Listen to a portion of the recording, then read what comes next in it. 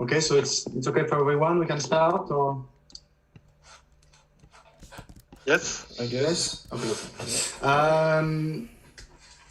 Okay. So hi everyone, and welcome to this to the PhD defense of Giuseppe Di Lena.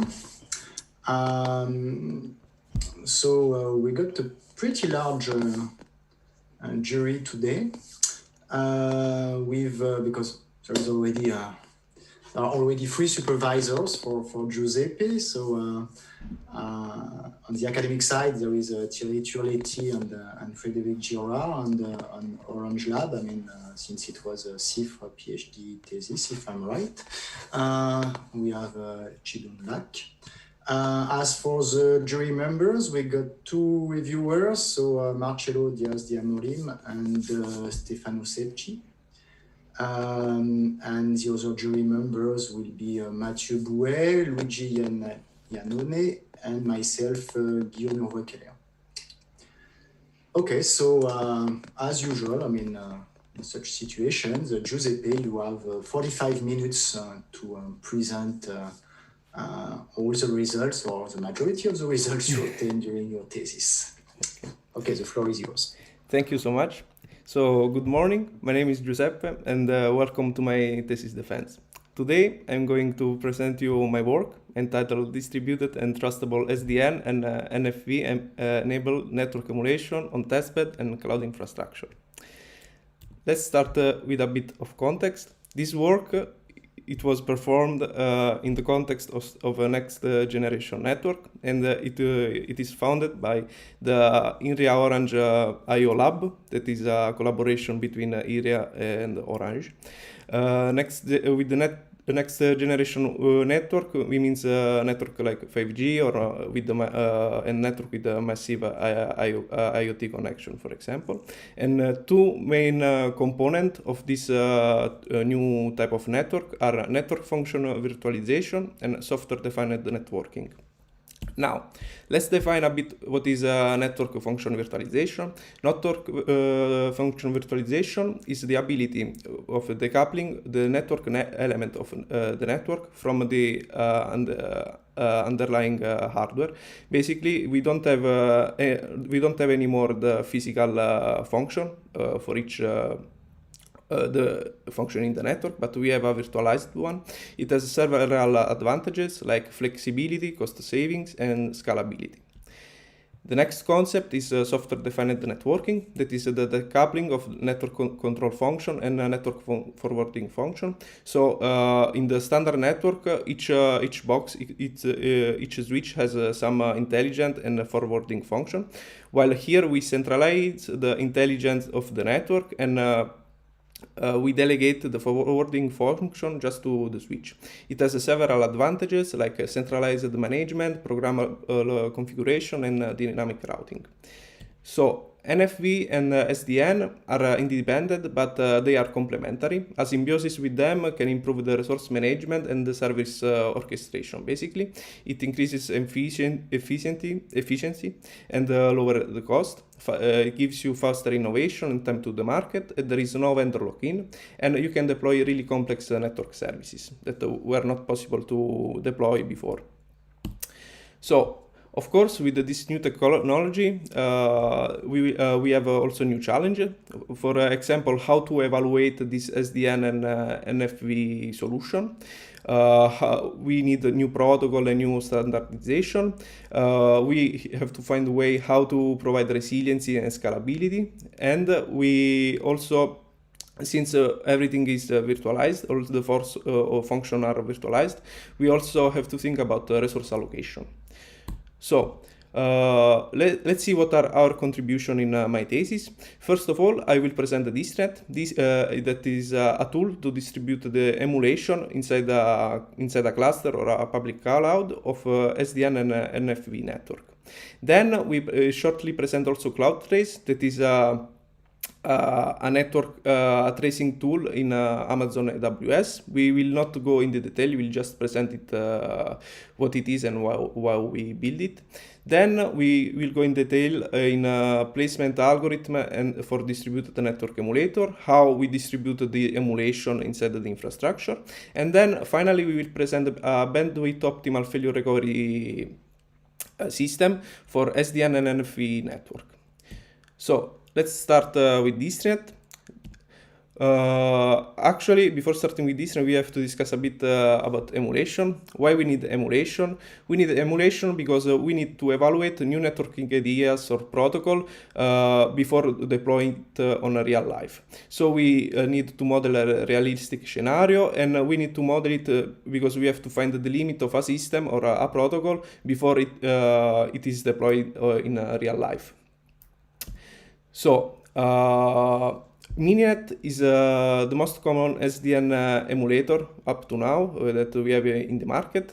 It uses OpenFlow and OpenVS switch and cell process to create a virtual environment inside a single machine, and it's able to create a large network in a few seconds. But it has some limitation, like every emulator that runs on a single machine, because it works really well when the machine is not overloaded. But when a physical host is overloaded for some reason, maybe I'm emulating a CPU-intensive scenario, Mininet can return unexpected result. And so to do large experiments, we need to distribute, of course, the load. The tools that are already distributing the load of Mininet already exist. For instance, we have Maxinet and Mininet Cluster Edition. Mininet Cluster Edition extend directly Mininet and distribute the experiment via Gray Tunnel and SSH tunnels, while Maxinet create multiple Mininet instances in different hosts and connect the vSwitch in different hosts with the Gray Tunnels. Of course, this tool, they have some limitation. So, for example, in Maxinet, the placement algorithm do not take into consideration the physical infrastructure, and it is not possible to place a virtual host and a virtual switch if different hosts if they are connected via a virtual link. Plus, it's not really user friendly because when the infrastructure or the placement is changing, you have to change also the code for the emulation.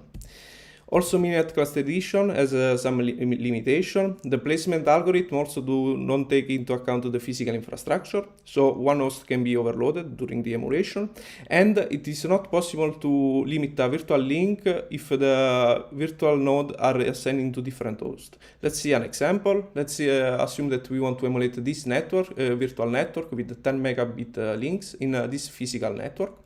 So, let's assume that we return a displacement. In this case, if we run an hyper from H1, H2, we expect to have 10 megabit per second, but actually we have around 500 megabit per second because it's not possible to limit these two virtual links because they are placed on different hosts. So this is our contribution to DistriNet. We propose a new tool that is fully compatible with Mininet. It can emulate any topology without any constraint in terms of link capacity.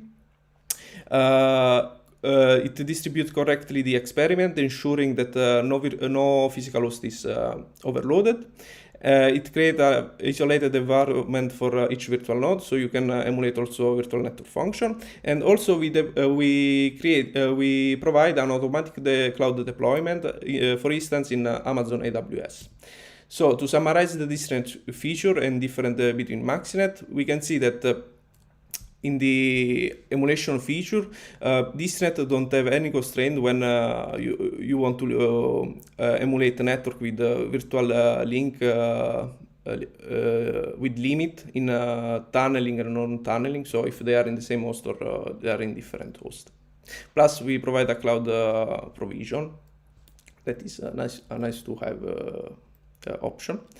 So let's discuss a bit the architecture. DistriNet is composed by three different entities. We have first the client, where the code is actually running.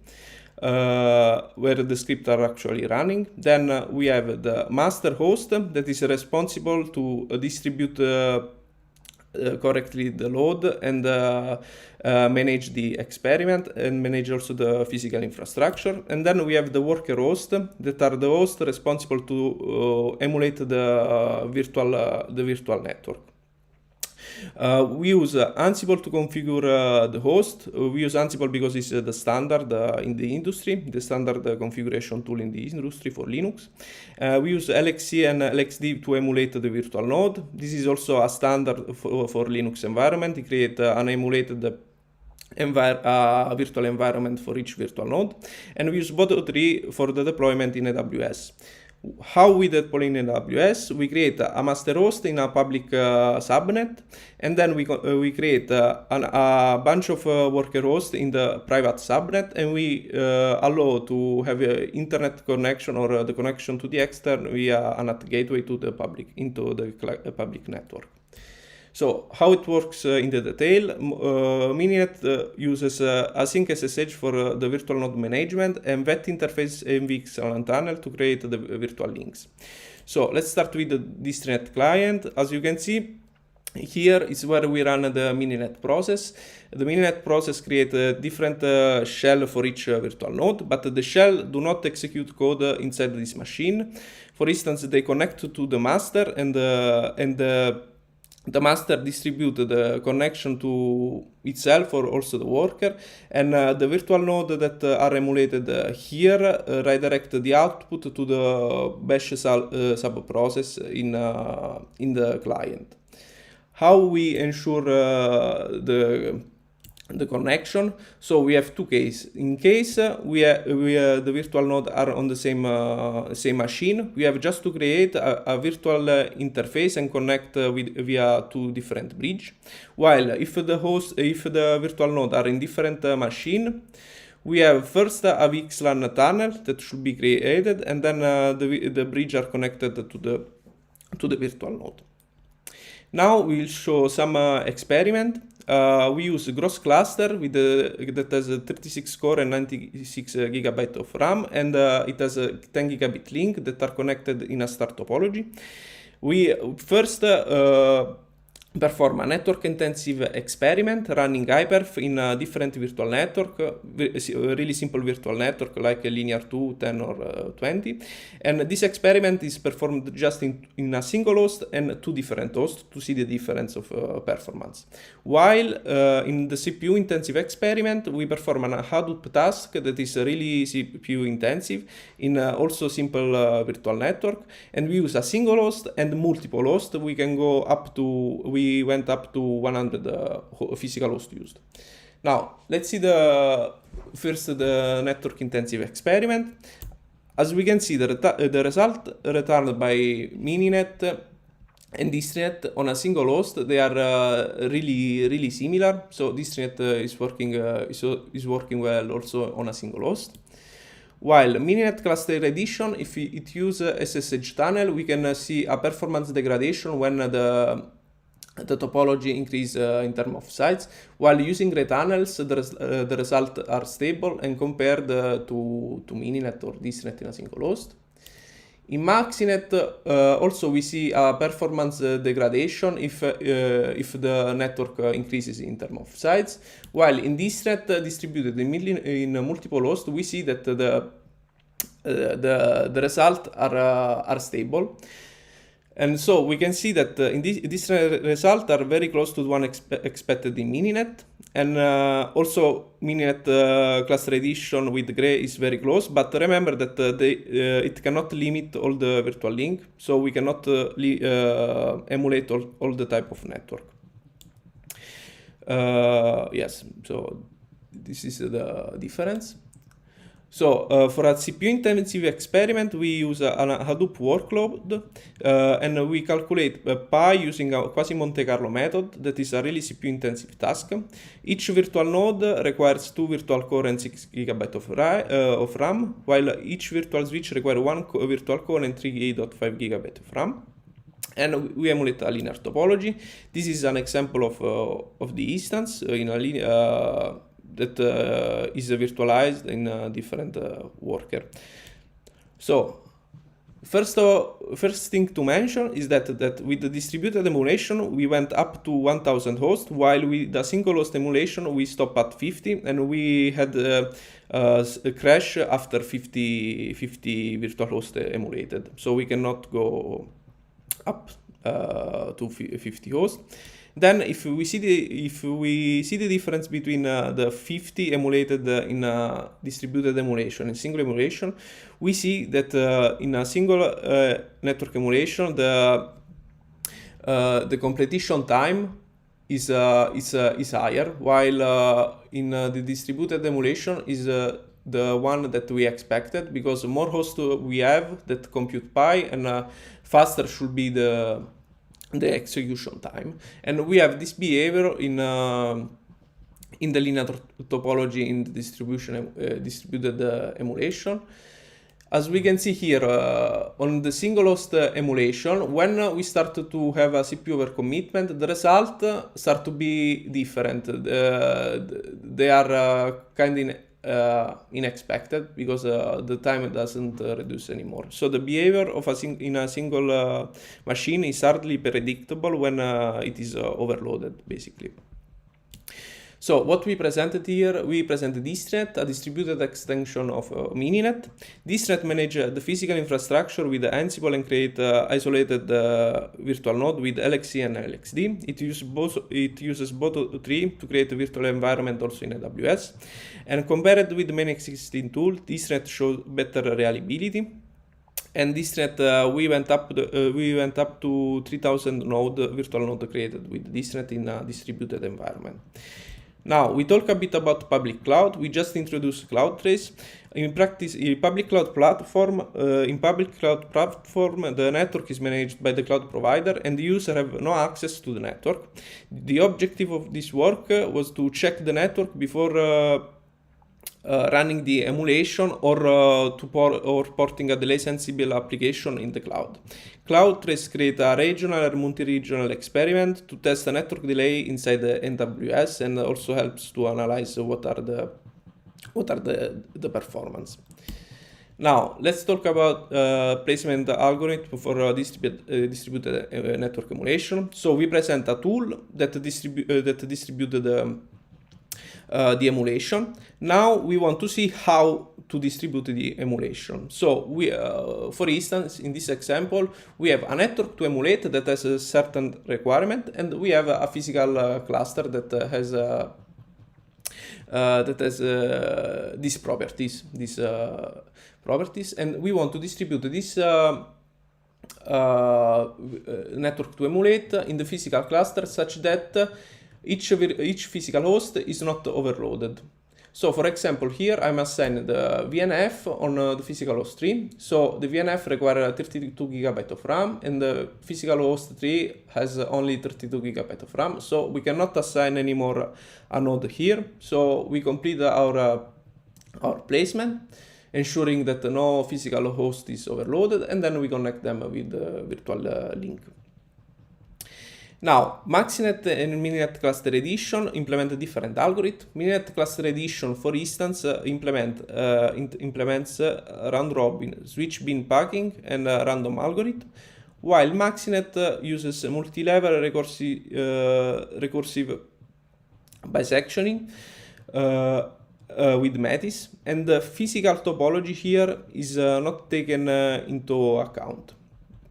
So what is our problem? The problem is very well known, and it's called a virtual network embedding problem. But here we have in input a virtual network and the physical infrastructure, and we want to find a feasible mapping that minimizes the number of hosts used. So basically, we want something like this. We want a good mapping for the network that we want to emulate. So the virtual network embedding problem is a classical problem, so it's well studied, but we tackle it with a specific setting. So, for instance, for us it's multidimensional because we take into consideration the RAM and the CPU in a physical node, and the objective is not usual because usually the objective is to find a feasible solution, while for us is to minimize the feasible solution, and we have also the time constraint because we want that finding a mapping do not take too much time because the emulation should start quickly. So we propose first an LP to find the optimal solution, and three different algorithms are proposed. For instance, greedy partition, divided and swap, and k-balanced. Now, we perform experiment in a KFAT3 cluster. So each we use the physical cluster that is Nancy cluster, is a grid 5000 cluster, and each virtual host virtual link requires 2 GB, 2 virtual core, and 8 GB of memory, and the bandwidth required is 0.2 megabit per second.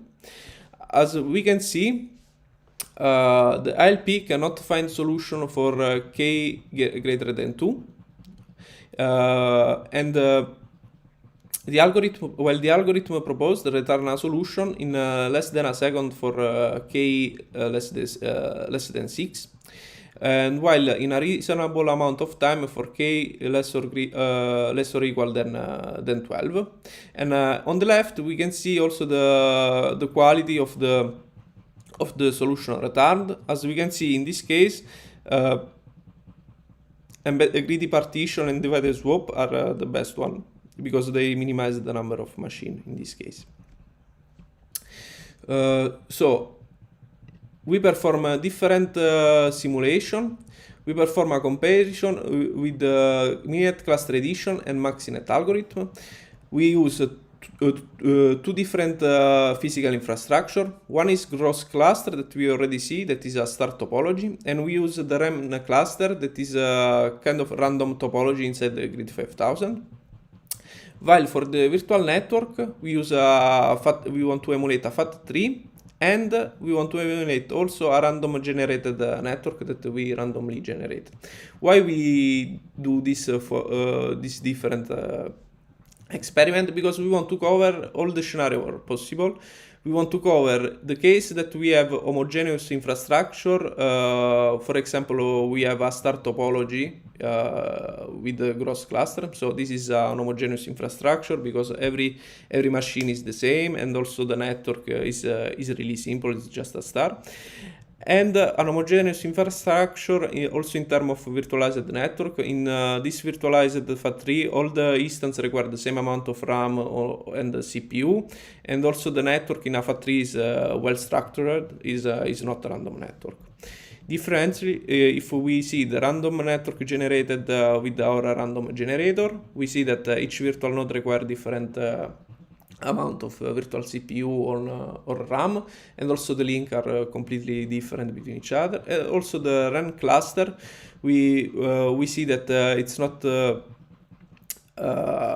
well structured. We have a random topology here. Each node is different from each other. We have 4 kind of different hosts in this case. So we run this type of scenario with the heterogeneous and homogeneous virtual network and physical infrastructure. We test more than 5,000 virtual topology, and we perform more than 70,000 tests. So what we can see clear here is that embedded greedy return a result for almost each case. So it covers almost 100% of the case.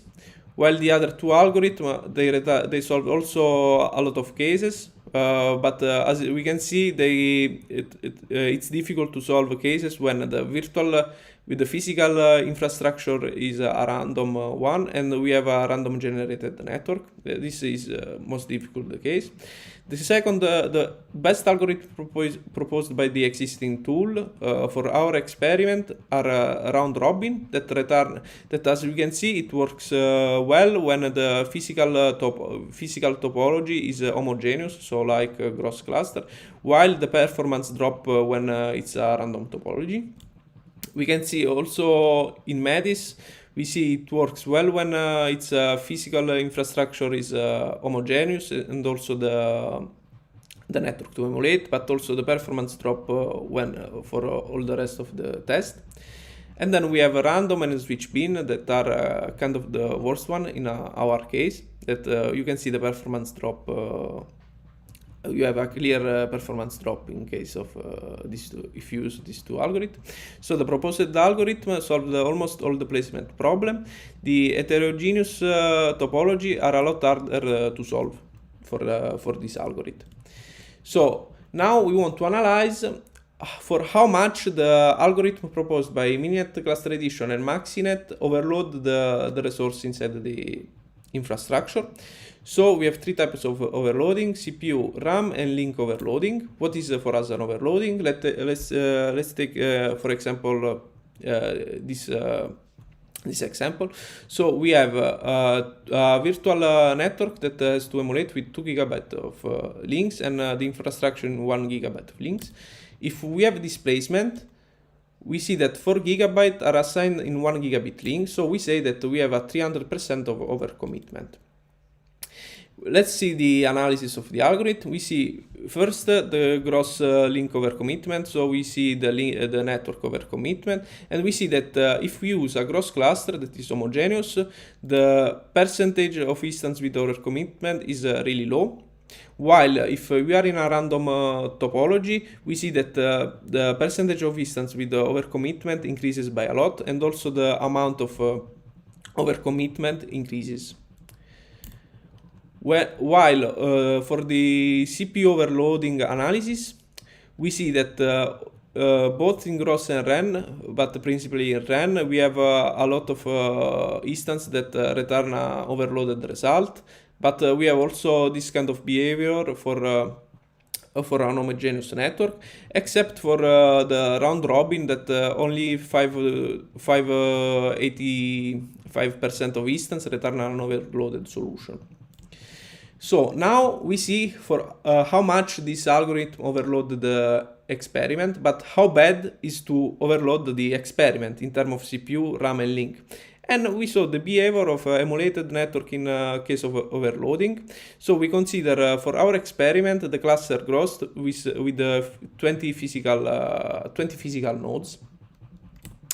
And we perform CPU intensive experiment where the virtual FAT3, where each host require 24 virtual CPU and 32 GB of RAM. And as we can see, on the left we have the CPU, the job completion time that is done in seconds, and we want to emulate a virtual FAT3 for k equal 4, and here we have each algorithm. So in case of greedy partition, that the algorithm that we proposed, and round robin, we have that the job completion time is the minimum one, while Metis, random, and switch bin require much more time. This means that in this scenario, these three algorithms return an overloaded solution for in this case, and this overloaded solution increases the completion time for the experiment. But in this case, we don't have any crash on the system, so all the emulated network were emulated correctly, but we have an increase in completion time. Next experiment is the memory intensive experiment, where each host requires 12 virtual CPU and 50 GB of RAM. And we want to differentiate the two different types of memory intensive experiment: when the swap is enabled and when the swap is disabled. And we can see that when the swap is enabled, the completion time increases, but also we have some instance in some experiment that crashes. So sometimes it crashes the experiment, sometimes it crashes some virtual node, but the emulation do not return a result at the end. And we have this behavior at the 80% of the experiment performed with the random placer. Things get worse when the swap is disabled. So we have that we can perform the emulation correctly just using greedy partition and round robin placer, while with all the other algorithms, we have a crash on the system every time we try to run the emulation. So memory overloading slow down the emulation, but generate also crashes if it is too much overloaded the physical host. The network intensive experiment, each link is set, we want to emulate a FAT3, k equal 4 and k equal 6, and each virtual link is set at 400 megabit per second, and we perform an hyper from each pair of pairs of virtual node. So since the topology FAT3 allows us to have 500 megabit for any pair, we expect that emulating it, we have 500 megabit per second in each hyper performed. But in this case, we have that in FAT3 with k equal 4, we have that our algorithm return the expected value that we compute with the mininet, virtualizing a single topology, a simple topology with a single physical, a single virtual switch, with the limit on the link at 500 megabit per second. So we have this expected value, and we can see that our algorithm returns perfectly the expected value. This means that there is no overload inside the link, while in Metis, in this case, you have a small overloading in some links, so it's a bit less, the returned value. While in the other algorithm, we see a performance degradation in terms of hyper, in terms of network. Things get worse when k is equal to 6. As we can see here also Metis, the performance of Metis drop completely, while the Grady partition is still able to emulate the network at 500 megabit per second. So link overloading massively downgrade the network performance in the emulation. So what are here the takeaways? We compare the algorithm and the ILP first. The algorithm returns a solution in few cycles, while the ILP is not able to find a feasible solution for almost all the cases. We perform a comparison with MaxiNet and Mininet cluster edition algorithm, and our proposed algorithm solves almost all the instances, while the other algorithm often return an overloaded solution, leading to wrong emulation result, basically. Now let's talk about our last contribution, that is a bandwidth optimal failure recovery in SDN and NFV network. So we talk a bit about the network emulation. We see that the network emulation can be used to test novel solution in SDN and NFV environment. But during my work, we also investigate also this problem here, that is the bandwidth optimal failure recovery in this type of network. So what is the context here? It's the ISP network dimensioning problem with protection against SRLG SRLG failure that are shared risk linking group in SDN and NFV network. So what is a shared risk link group? It's a set of links that can simultaneously fail inside the network. So why we studied this problem? Well, because the virtual node and the links in a network are failure prone. Network failure, such as multiple link failure or node failure, have a significant impact to quality of service of the user, and failure tend to be correlated between them. That's why we use SRLG group. So of course we are not the first to investigate this problem. Network failure have been widely investigated, but SDN opens to new opportunities with fast rerouting. So our idea is to create multiple routing configuration to the extreme. So in case of a failure, we can have a complete reroute for each demand in response for as a SRLG failure situation, and such that we can have optimal routing in each failure situation, and a flow that is not affected by the failure. It can be rerouted in this case, and in the worst case we may have to reroute all the flow. So the idea is to set a pre-configured network configuration to achieve failure recovery is not new. Is been also studied, but in related work we have a small set of backup routing configuration to be used for a single or link failure or node failure, and also OpenFlow fast failover group tables help to quickly to select quickly a pre-configured backup path in case of link failure. So let's do an example. What do we want to do? Okay, let's assume that in a no failure situation we have this kind of network. We have these demands with we have 3 flow and 3 demands. What's the difference between a dedicated path scenario and the global rerouting scenario? That is the scenario that we propose. So dedicated path protection is the usual failure recovery system that is implemented. So there is a primary flow and a backup flow that is composed by the link that are disjoint from the primary path. Global rerouting scenario, we have a complete different. We can have a completely different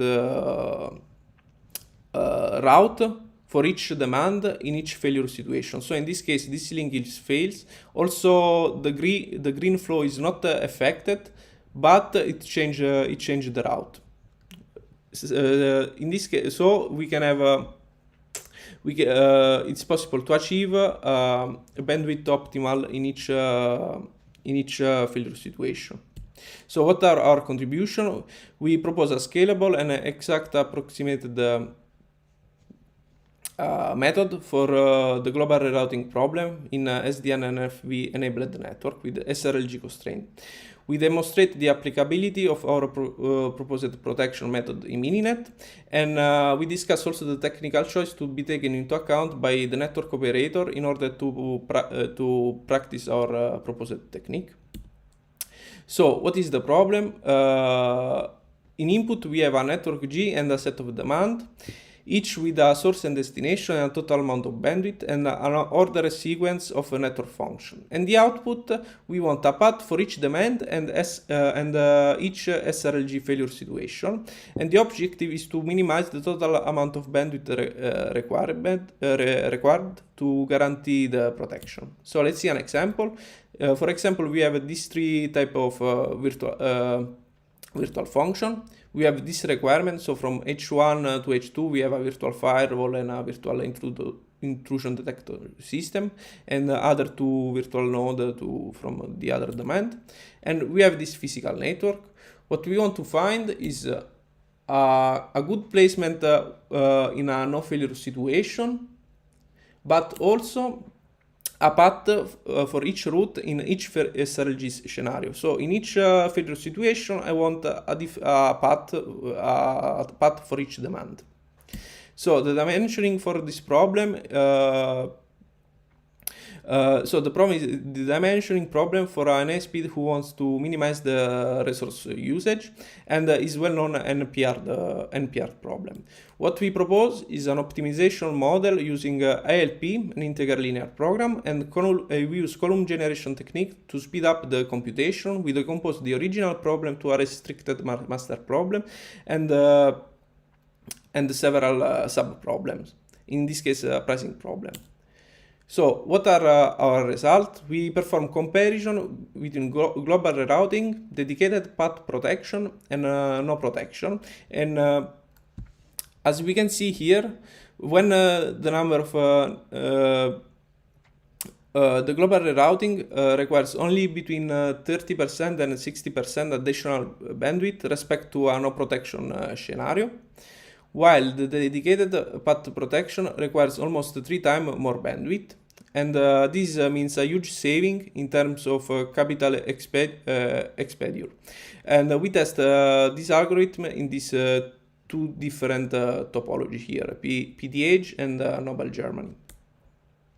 Now, we see that it's possible to compute all this route, all this path, but it is possible to put in practice the global rerouting protection scheme in a real network, because a failure may have to reroute all the demands. So, to test it, we create a emulation testbed with the Mininet that is used to emulate the network, and OpenDelight as the SDN controller. So we have this testbed emulator, and we provide we provide 3 different implementation that are called full, delta, and notify. Full means that we reinstall all the rule inside the switches inside the switch, and we override all the rule inside this switch, so we reinstall all the table at the same time. In the delta, we install the installation by the controller of the rule for the flow which only have changed. So if a flow doesn't change inside the switch, we don't touch it, we don't modify it, we don't erase it. While notify, it's a bit different because we pre-install all the rule inside the switch, and a notification is set to the switch to notify which link are down and apply the correct table. So this approach minimizes the number of messages sent from the SDN and the switch. So let's see the example of the full implementation. In this case, we have the controller that has all the flow inside the memory, and we have this network here. What's happening if we have a failure in L5? Well, we can see that the controller detects it, and it overrides all the table, even if the rules are not changing. For example, in this case in S1. That's why, because in previous work, we saw that sometimes it's faster to change completely the table, to substitute it, instead of changing just a rule inside the table. So we do it for all the table inside the switch. A delta implementation is very similar to the full implementation, but instead of changing all the table, we change the single rule or the multiple rule inside this table, and we do in all the table of the network. In the notification is a bit different because in a no failure scenario, we can see that all the rule in all the failure situation are installed or are pre-configured already in the switch. And in case of failure situation, the controller send just an update of one rule inside each switch, and this rule tells which table should the switch use to respond to this at this failure scenario, basically. Yeah, so we change just the go-to inside a correct table. So the result, we have a different result here. We test it on a Polska network with 12 switch, 12 hosts, 18 link, and 1 controller.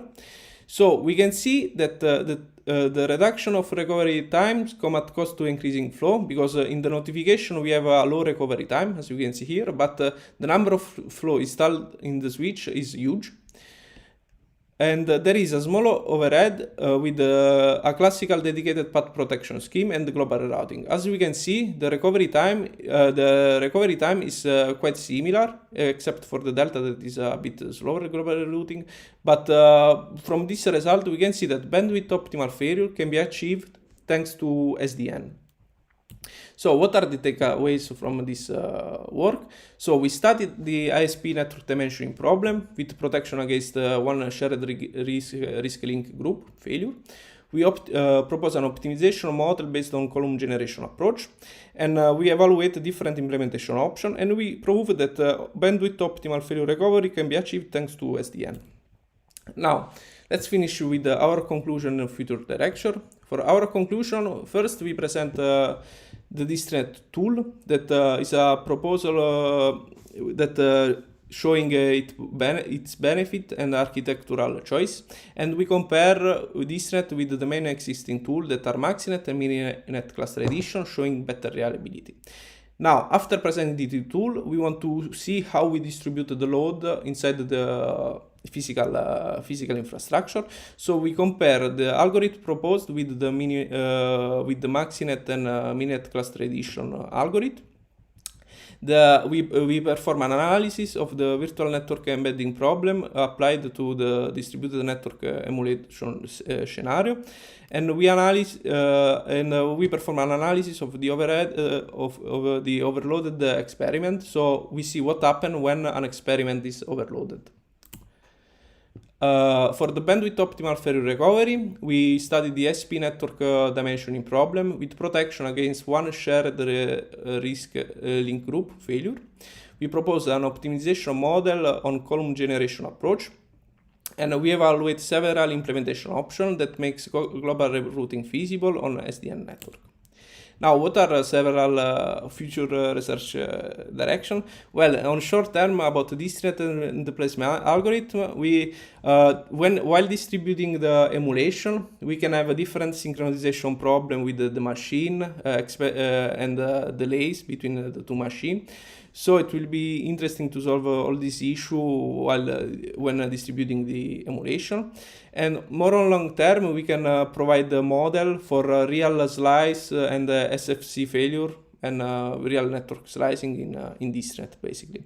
For the optimal failure recovery, on short term, we can add also virtual function failure on our model to see what happened when just a single function failed, not all the physical infrastructure, the physical node.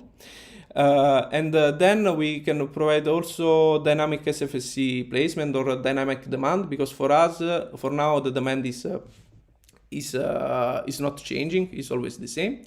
Then we can perform also study in a edge computing scenario or massive IoT scenario, because in our case it's the core network that we studied, and also we can integrate our methodology, let's say, with the AI and ML techniques for large topologies. So these are the summary of my publication. It's worth to mention that in the thesis. This journal was under submission. We received the acceptance a couple of days ago, so now it's accepted. And thank you for your attention, and if you have any question, I'm here.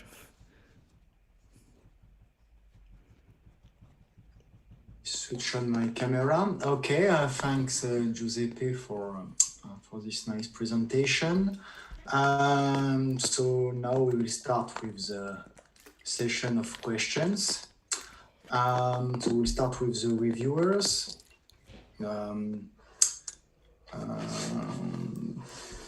We have a cluster of people in Paris. I don't know what it means, but so I propose to just take the ordering that you have put on your first slide to decide who is going to be the first reviewer. So Marcello, it is time to put the candidate on the grill and you ask your questions.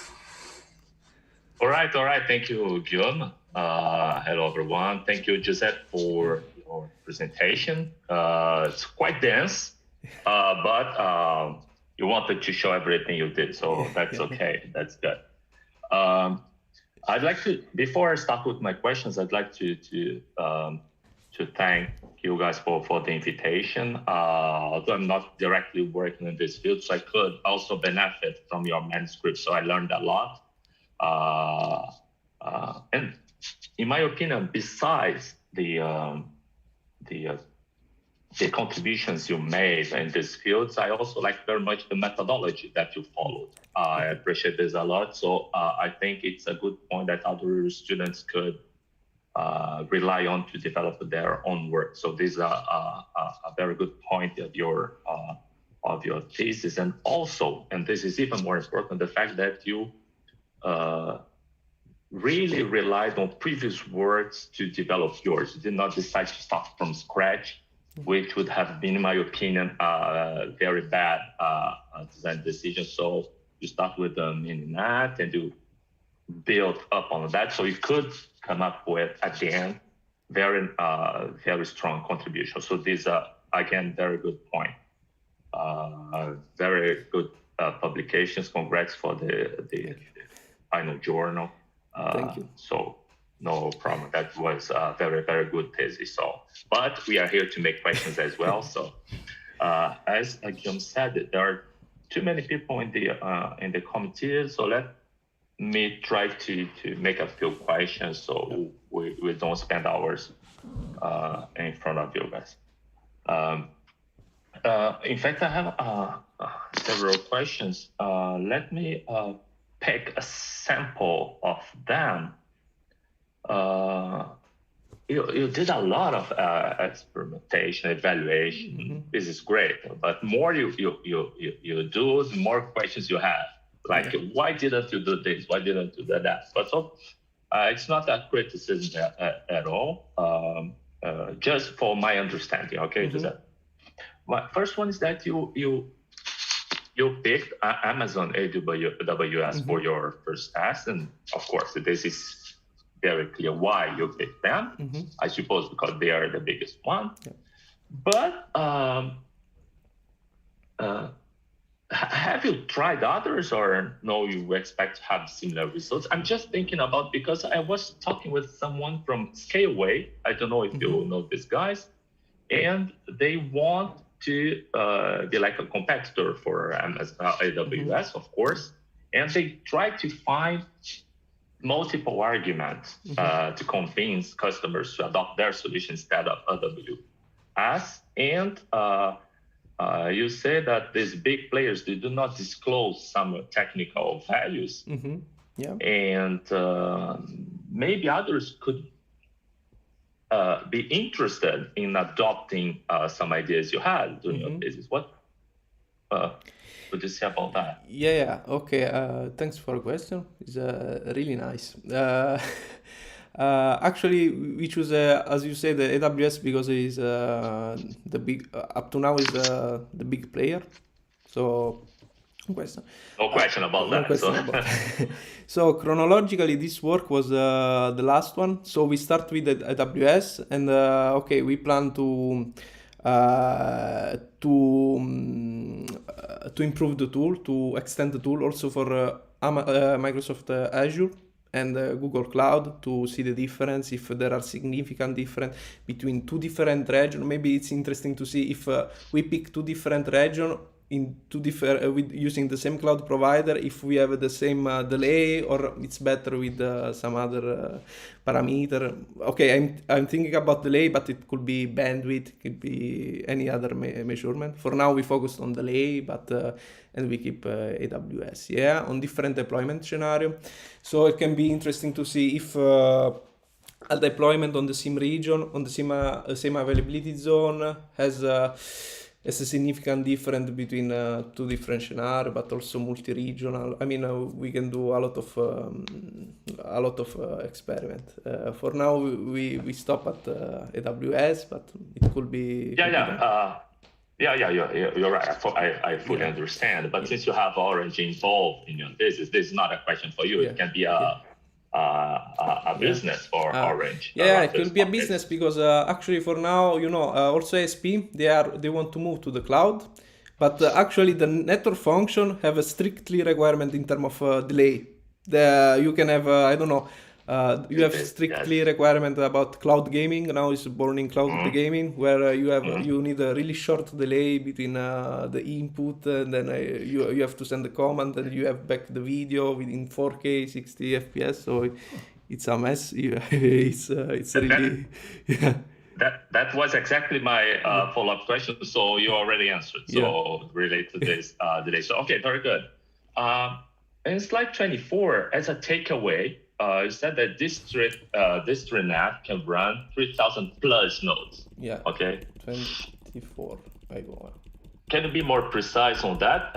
Have you stressed really? Yes. So actually. Why this 3,000 plus? Just this number? We think that is due to an SSH limitation on parallel number of connection, because for now, if you see the infrastructure, we see that the distance client is creating one connection for each virtual node created. So here in the 3,000 node, we have a lot of connection created. And we have to investigate also the limit about SSH, but I think it's an SSH let's say limit. I went up to 3,200 virtual node created inside the emulation, and then at some point it stopped to create the environment. This can be investigated. It should be investigated. Okay. I think it's an SSH limitation maybe, or the number of the connection. Okay. Interesting. It's also an open question for, and we'll come back to this point, like this future problems. Yeah. Okay, good. I have three, let's say, big contributions in the thesis. The first two were like very natural for me, but the third one, it's a little bit different in essence. Very good per se, no problem. Okay. But what was exactly the motivation for you to address this specific problem? Because challenges there are a lot, but why this one? Yeah. It's because Frederic pushed you to do that, or? Okay, Frederic, I think with another PhD student already start to look at this. So I was involved more on the emulation or the implementation. How would you implement this algorithm using this massive amount of flow that are updated every time? So my contribution is here. It's more on the technical part, on the emulated part. Okay. Thank you. Two more questions, Guillaume, and then I'll leave the floor. Okay. One is. Let me pick this. Okay, for your tool. Okay, so it's a mininet, very useful, a lot of compliments, which is okay. These guys were are still very important for the community. And you propose distri-net and something missed. So you made this available, but what are the feedbacks from those using your tools? How many people use it? What do they think? Do you think it will like move mininet to the garbage? I don't know. Can you set a few things around this? Yeah, it's really nice. Okay, actually, as you introduced before, that we don't build something from scratch. We extend something.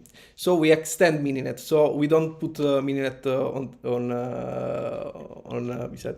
We want that the user are able to simply perform their experiment in their single machine using the same code and porting it on distributed environment, because up to now is a bit difficult with Maxinet, because you have to redo all the code basically. So the user are not if I'm a user, I'm not so happy to rewrite all my experiment in a different environment. That's why we don't build a new tool, because the user That's very good. Yeah, that's very strong. Yes. Yeah. Up to now, who is using? We have some PhD student that is using the tool internally. They don't count. They don't count. I've received a couple of emails from a university from India, from one professor that he wants to has two PhD that are working on network emulation, and they want to perform experiment or on distri-net. They asked if I could help to. So as future work, you need to put marketing. You have to make this tool. Maybe nobody knows about that. I think now we have a CCR paper that can regard as more which is good, but maybe something more than just a paper. Just because it would be great if people could use your tools and you have this as a reference. Okay, good. Very final one. So coming back to the future work, I put in my, I thought that this was very strong. And at the very end, in your manuscript, you have like 3 paragraphs on future work. I was quite disappointed about this.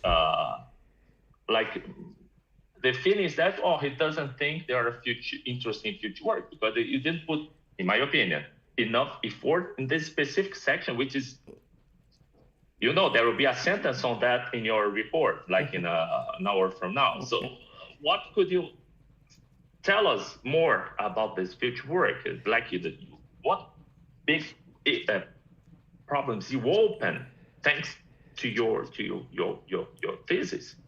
Be ambitious, man.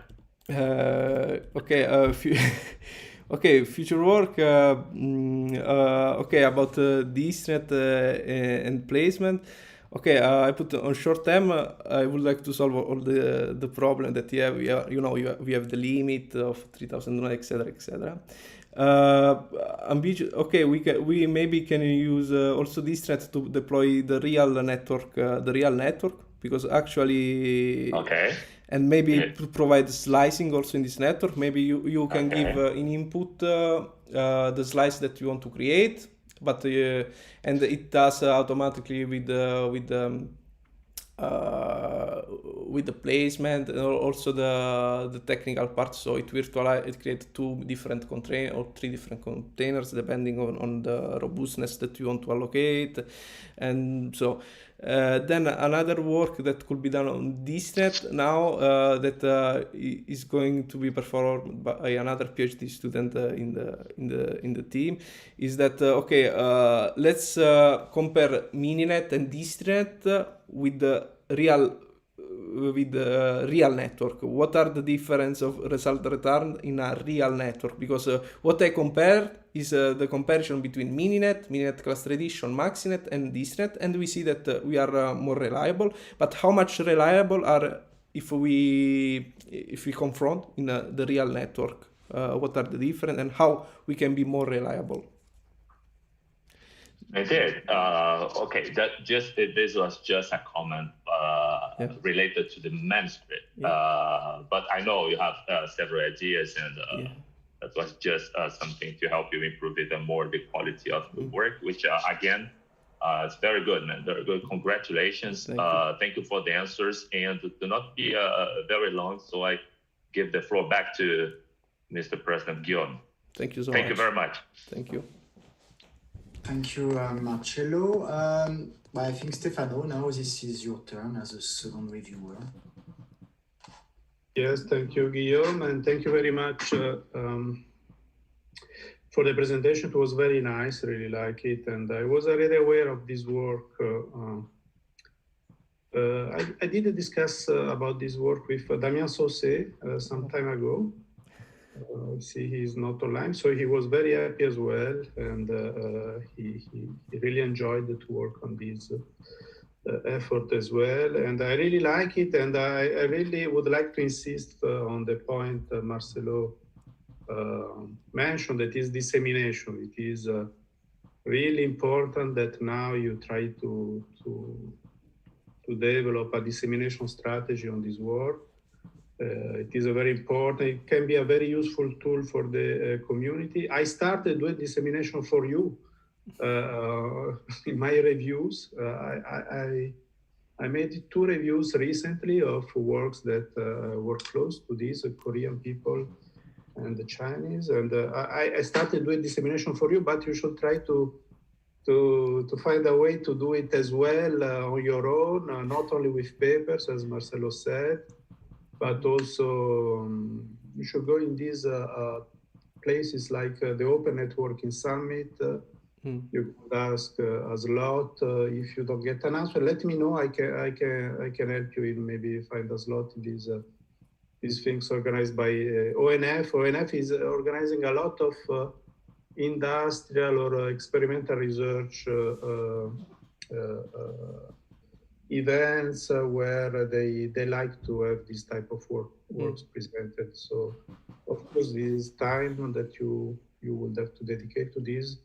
Maybe it is too late depending on what you will be doing later on, but maybe your colleagues in England can do it for you.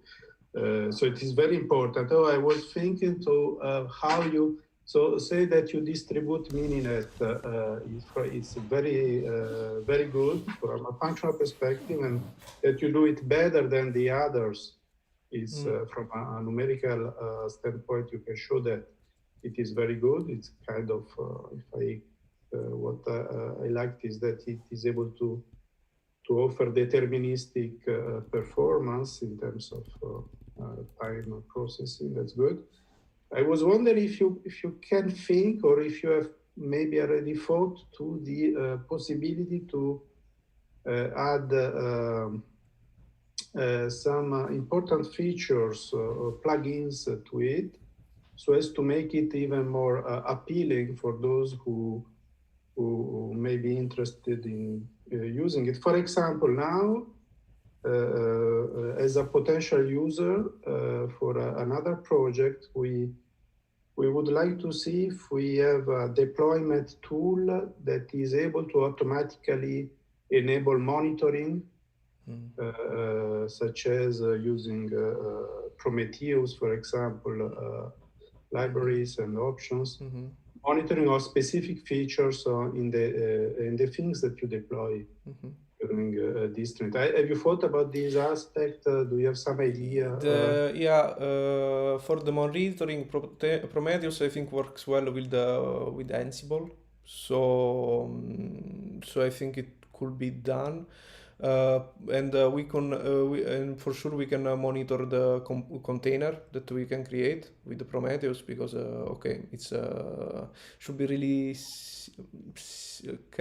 I think it's a simple addition to do, because Prometheus does it by default, and we create a LXC container by default, so it should be real straightforward. I don't know how. I think can be implemented with not so much effort.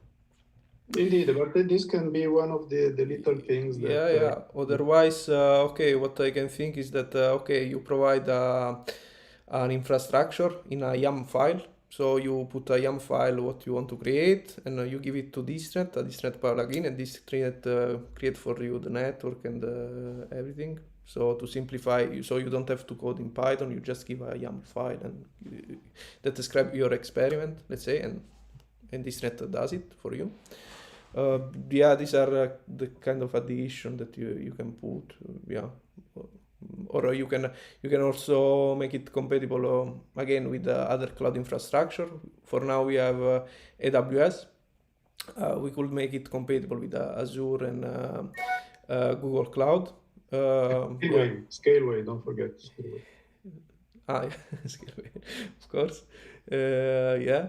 And these are the addition that we can add. I mean, maybe it's good to have a survey to see what the user wants before start to adding. But so a lot of people are today working on automation and so data collection. This is why I mentioned monitoring is an important feature that the people may be attracted by. It is important not to forget this, because if you stop with a paper in CCR,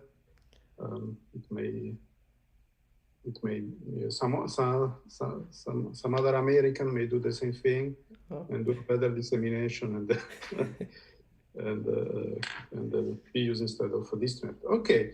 I have only a few technical questions. Slide 23 about the overcommitment. In fact, it's just additional information I would like to be sure here. Okay. This is CPU overcommitment, and of course you have an intuition why the execution time increases when the CPU overcommitment increases, right? You have an intuition about that. Yes, because Hadoop workload is a CPU intensive, so and the physical network is the physical machine. It has just a 36 core, and this Hadoop workload is highly parallelizable, so it can be computed in parallel. And if all your CPU are always full, you cannot scale just one machine. You have just 36 CPU to parallelize. While if you distribute, you add more CPU, so you don't have any overcommitment. So you have, let's say, the reliable result. You see that the completion time is always decreasing, and then it will reach some point where you cannot parallelize anymore. basically. But as soon as you overcommit the machine, so you have very light, but still you have a virtualization layer. But okay, really light because we use container, so it's not really virtualization. But still you have some computer power, and also you have so you have 50 hosts, but you have space just for 10, for example. So I think it's normal that then I start to increase the computation, the total time to compute the experience. And then after 50, we saw also the crash of the system. You know, you have too much CPU used, you have too much RAM used. So maybe you have sometimes the total machine crash. So maybe you have the kernel that don't find any more memory, so it crash, and you don't have any result basically. I see. And in the time budget for the distributed emulation case, you have not included the time to retrieve the results, of course, right? This time is actually the time that Hadoop returns the results, so it does it automatically. I'm not an expert of Hadoop, so Hadoop do this computation, then it returns the result on the Hadoop master, and we have the result on the Hadoop master. Yeah. Okay, and of course the factors such as the propagation delay are not counted. No, in this case, no, are not counted, but because it could be seen as one of the disadvantages in distributing in case you... Yeah. This is, the future work that could be added on synchronization and the delay added between when you distribute the experiment. Because if the link delay is physical delay is high, then you cannot have a good delay in the emulated environment if you place this virtual node in different machine. So maybe what you can do is to think about other placement algorithm that take into account also the delay, but okay, they try to place on the same machine the virtual node that have a really low delay. So they are on the same machine, so I can have a low delay, and distribute the link that have a higher delay and takes into account also the delay on the physical infrastructure. So you can, let's say, try to remove this gap that you have on the distributed emulation in terms of delay. Yeah. Good, thank you. Yeah, indeed, it could be an important, I mean, for some usages could be an important factor, not only the execution time, but the overall time budget equation. Okay, good, thank you. And about the last contribution, slide 60, I noted failure detection. No, I noted a failure recovery time. Well, maybe it was not 60 then. Sorry. Here, indeed. So I was surprised by the good performance in terms of recovery time. We are here in the order of milliseconds. Worst case 200 milliseconds, right? Between 112 milliseconds. And I remember that you use Open Daylight, right? Yeah. And I remember Open Daylight as recovery times, failure detection times that can go up to 1 second, even in a very simple setting. But that was a study done in 2019, beginning of 2019. So maybe in the meantime, Open Daylight has improved his topology sensing technique. But do you have a clue about how much of this time is due to link failure detection time by the controller. Yeah, actually, in this work, we don't take into account the detection time, okay? So, because we want to show the recovery time. So the time from when you detect the failure to the time that you restore a correct flow. I don't know, open the light. Okay, we made this test. It was the first contribution, so it's like 2 years ago, I guess, 2 years and something ago. I don't know what is the status now of open the light. Because you didn't count for the detection time, so Yeah. it doesn't. So in some sense, Yeah. doing like you did, you are transparent to how good open the light is in the detection. But in the same time, it is true that recovery time in the literature, as far as I remember, in path restoration work, does also include the detection. At least there are hypotheses on the detection time, if it is not in SDN, very typical hypothesis done, but the time is very good. And as I mentioned in the report, some operators, they look rather for sub 50 milliseconds recovery time for carrier grade environments. But your solution is kind of over the top in that respect. So you could probably do even better if such things are presented in the underlay. Okay, and that's indeed all I have. I finished my questions. So again, thank you very much for this work. It's very interesting. Do not forget to disseminate as much as you can, and so that people use it. Thank you so much. Bye bye. Thank you, Stefano, for your questions. So now I think it's time for Mathieu to ask his questions, if any. Okay. Thank you, Mr. President. And thank you, Giuseppe, for this presentation, which was quite dense but clear. And I must say that I appreciated the mix of analytical and experimental work, which is always difficult to achieve, but highly valuable. Thank you. First of all, I would like to come back on the Hadoop use case, which you just discussed with Stefano. I'm not sure to have catched the specific constraints with respect to networking.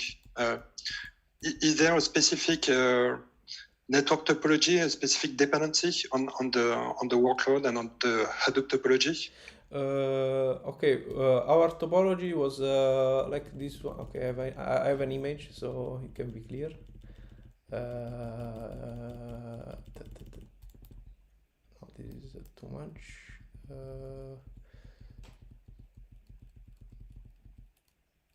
Yeah, I should have the image somewhere. Yeah, just before. Yeah. Okay, so Hadoop, the virtual topology of Hadoop is a linear topology, and it is increasing in terms of size. So in this case, we have just the master, one worker, and one master. Basically, in this case, we have 4 worker, 9 worker, etc., etc. And the topology is a linear topology emulated in a physical environment that is a star. Basically, we use the gross cluster, and it is linear because this type of workload does not require a lot of network. We choose this workload on purpose because we don't want to see results that are due to the network limit. We want to see here. We want to analyze just the CPU. So because otherwise it's difficult if you have 2 or more variable. If you have a CPU and network, you start to see the experiment and you want to see, okay, but this is due to the CPU. This is due to the network. Why we have this result? So we want to be sure that here it's just the CPU. And when we presented the other work in the placement section, we see a different experiment for each type of overload. We see the CPU intensive CPU overload. So we use CPU intensive scenario. We use the memory overload and we use a memory intensive scenario. And for the network intensive scenario, we use the hyperv. Actually, the nodes were quite empty, but the link were full. So the problem was on the link overloading, because if we compare all together, we will never see, or it's really difficult to see if one result is due to one overload or the other one. Let's say. Okay. It's clearer for me. Yes, and on one question on your experiments on CPU intensive and network, let's say network-oriented experiments. A very technical question, but on AWS, did you provision virtual machines or containers? Mm-hmm. Okay, in AWS, we can provision any type of instance. Actually, AWS provide also bare metal instance, so not only virtualized one, but they are really expensive. For now, we made some tests using instance virtualized in AWS, and then on this instance we run distnet that use containers. So there is let's say the hypervisor layer of AWS that can be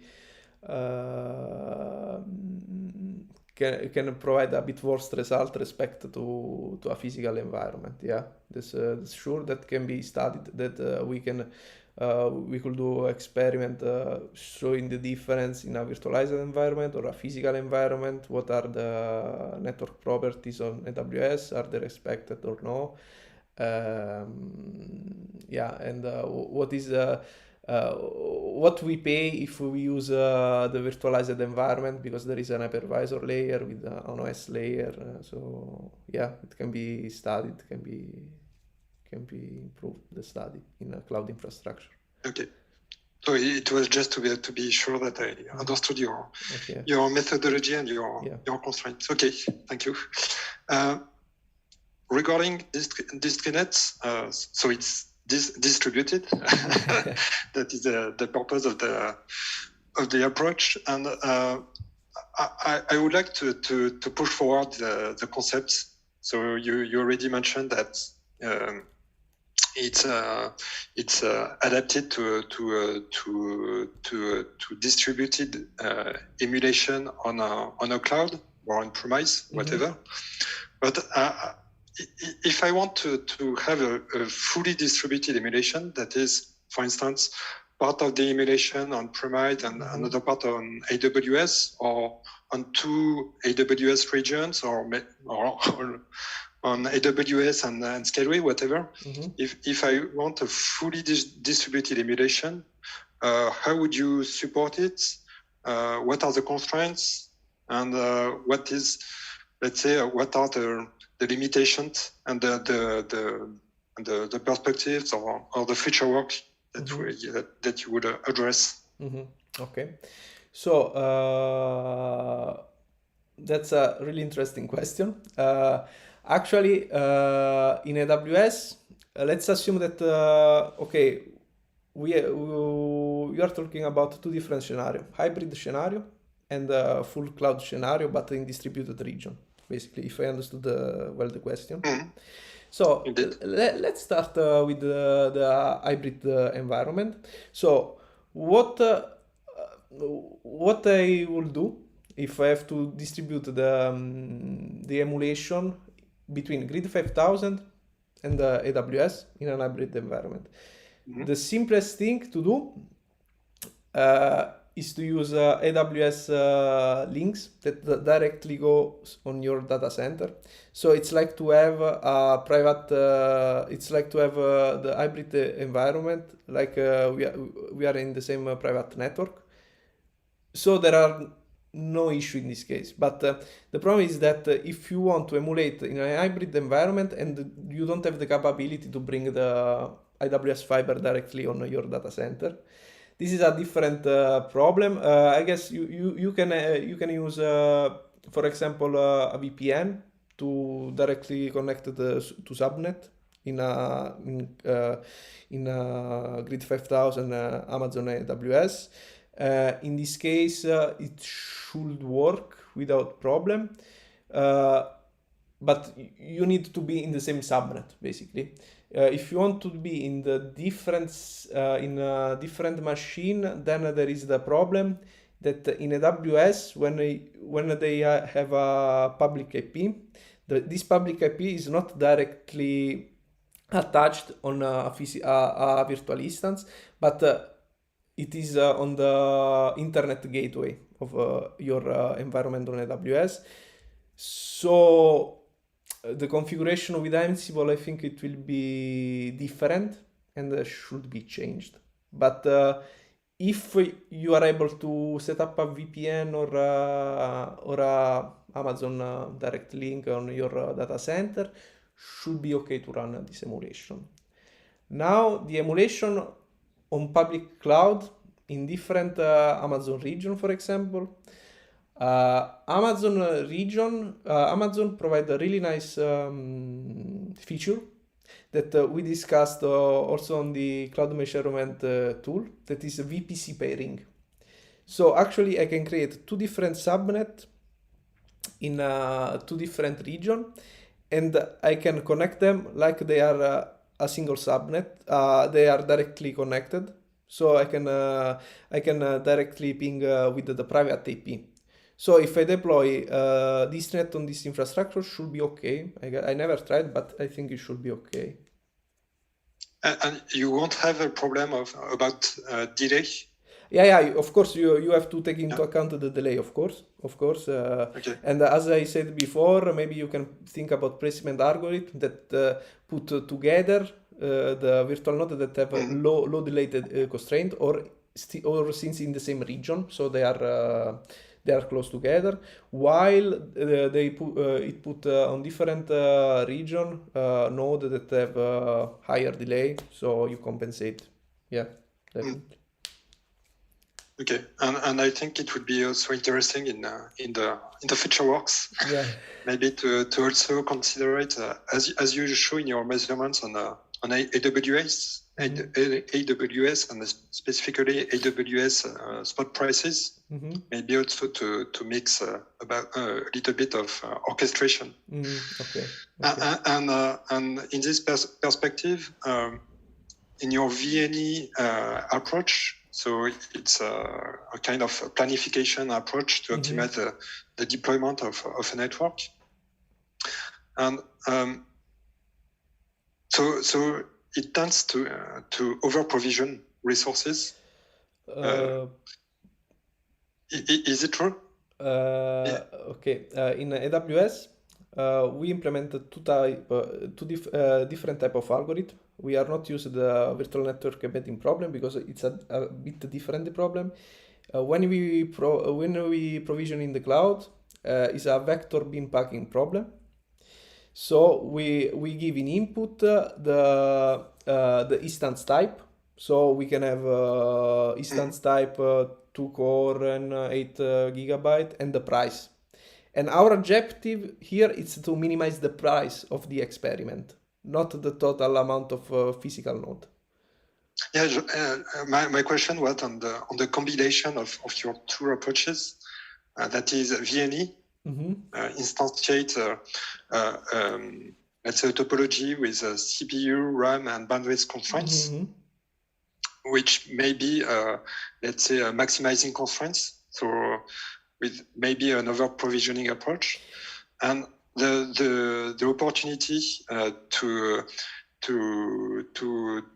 leverage on orchestration, to try to scale in or scale out just at the right time to reduce the total cost of your experiment. Yeah, this is, I think, think it's okay. I think okay. The theoretical in a theoretical problem, the complexity of the problem is nice, but also technically is I think it can be really challenging because okay, what you can use in AWS is okay, the elastic compute you can book on demand, so whatever. But I think you have also to monitor your resource on the Ethernet. So there is first the monitoring that you have to do in your experiment. Then if you see if your or that your physical machine are using a lot of CPU and you need more, then you have to start to provision another machine on AWS, and then maybe you have to move the placement online. So it starts to be really difficult to. Okay, so it's very future work. it's very challenging, I think. Yeah. Okay. Both theoretically and both technically also. Technically, I think it's really challenging to do. Yeah. Okay, and maybe one last question, also on let's say perspective and future work on the recovery failure, the failure recovery work you did. You dealt with let's say canonical SDN architecture, which is a lot, and you showed the results on it with a classic SDN controller and classic switches. And in the very recent years, we have seen let's say smarter switches with a kind of control loop inside the switches and programmable control loop inside the switches.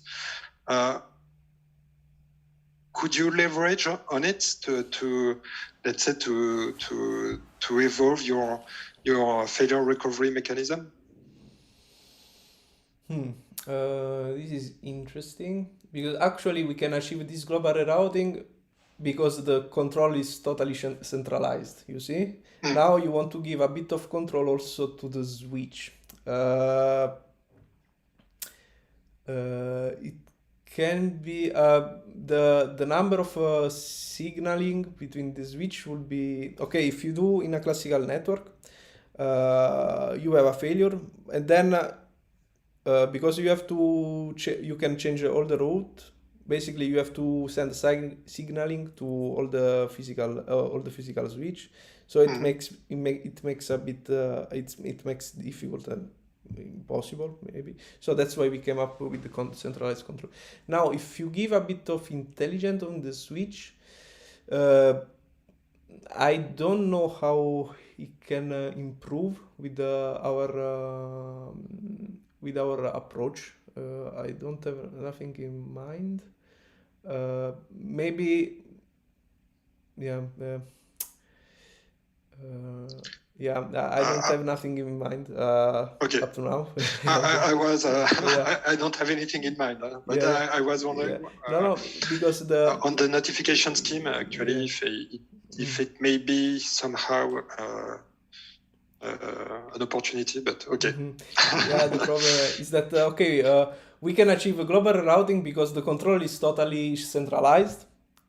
So the fact that you are giving intelligence to our switch doesn't help too much for this approach, I would say. Yeah. Okay. Okay. Thank you, Giuseppe. Yeah, that's all for me, Mr. President. Thank you, Mathieu. So, Luigi, now I think it's your turn. Yes. Thank you very much. Grazie, Giuseppe, for the presentation. It was, as the other said, very dense, but clear. I have to admit, very, very clear. So I did enjoy to read your manuscript, and I think you did a quite good job and a lot of work in your thesis. Thank you for putting me as a professor on your manuscript. I'm actually maître de conférence, so associate professor, but this will come.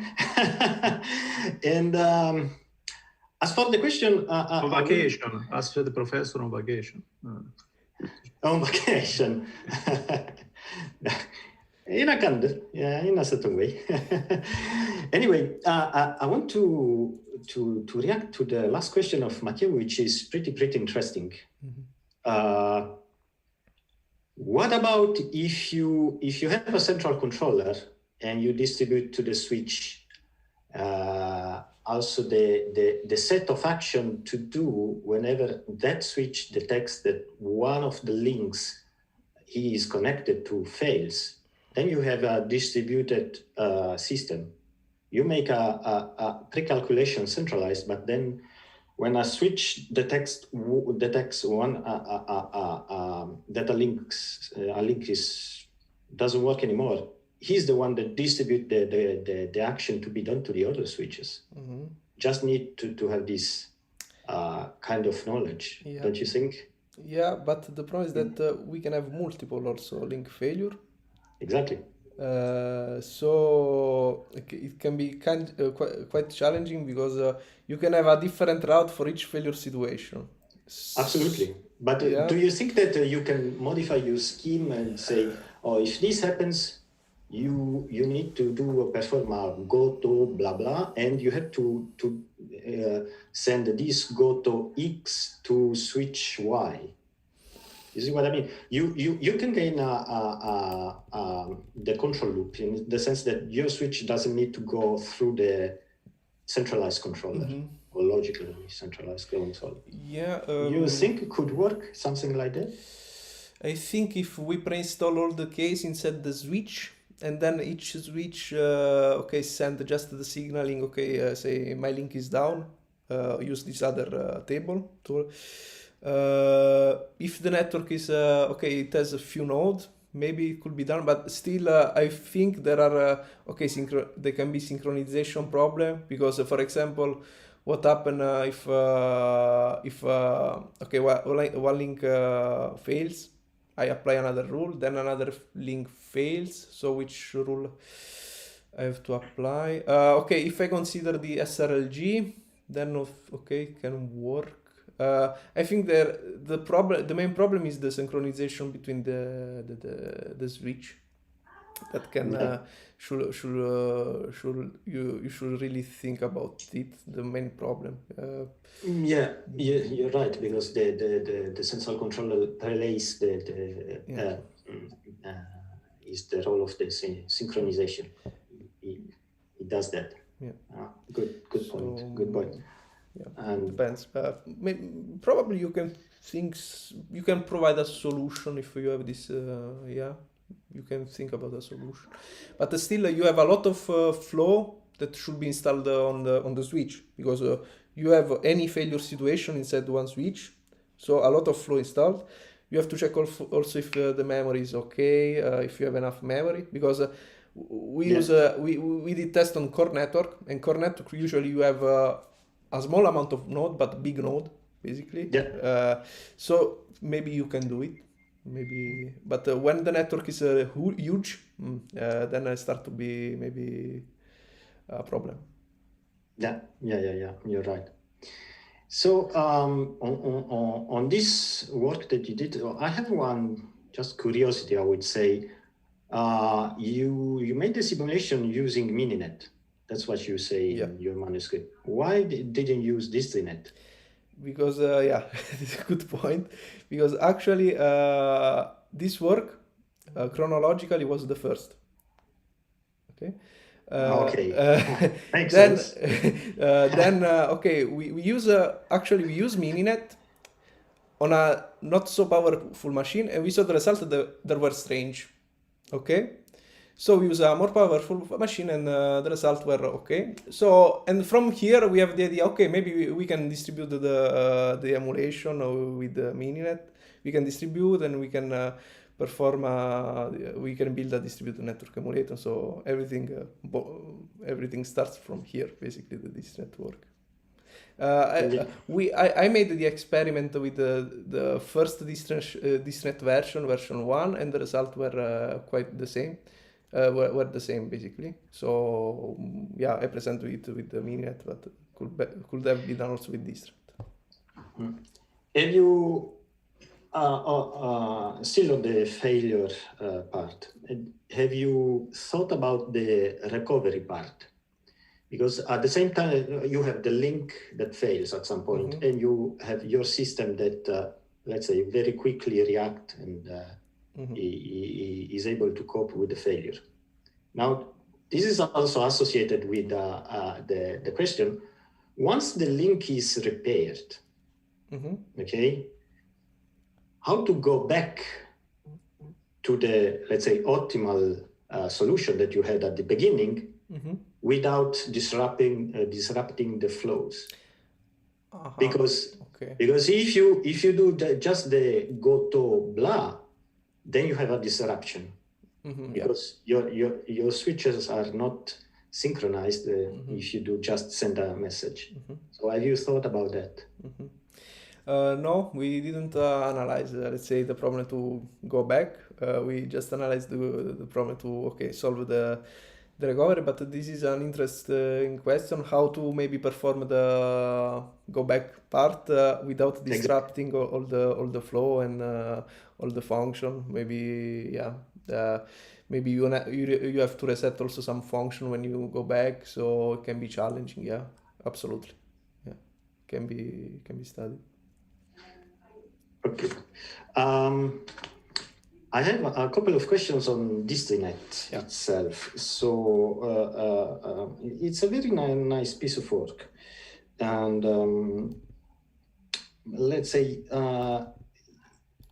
during the question from other members of the jury, it's clear that the delay that you may have between different physical machines can play a role in your emulation.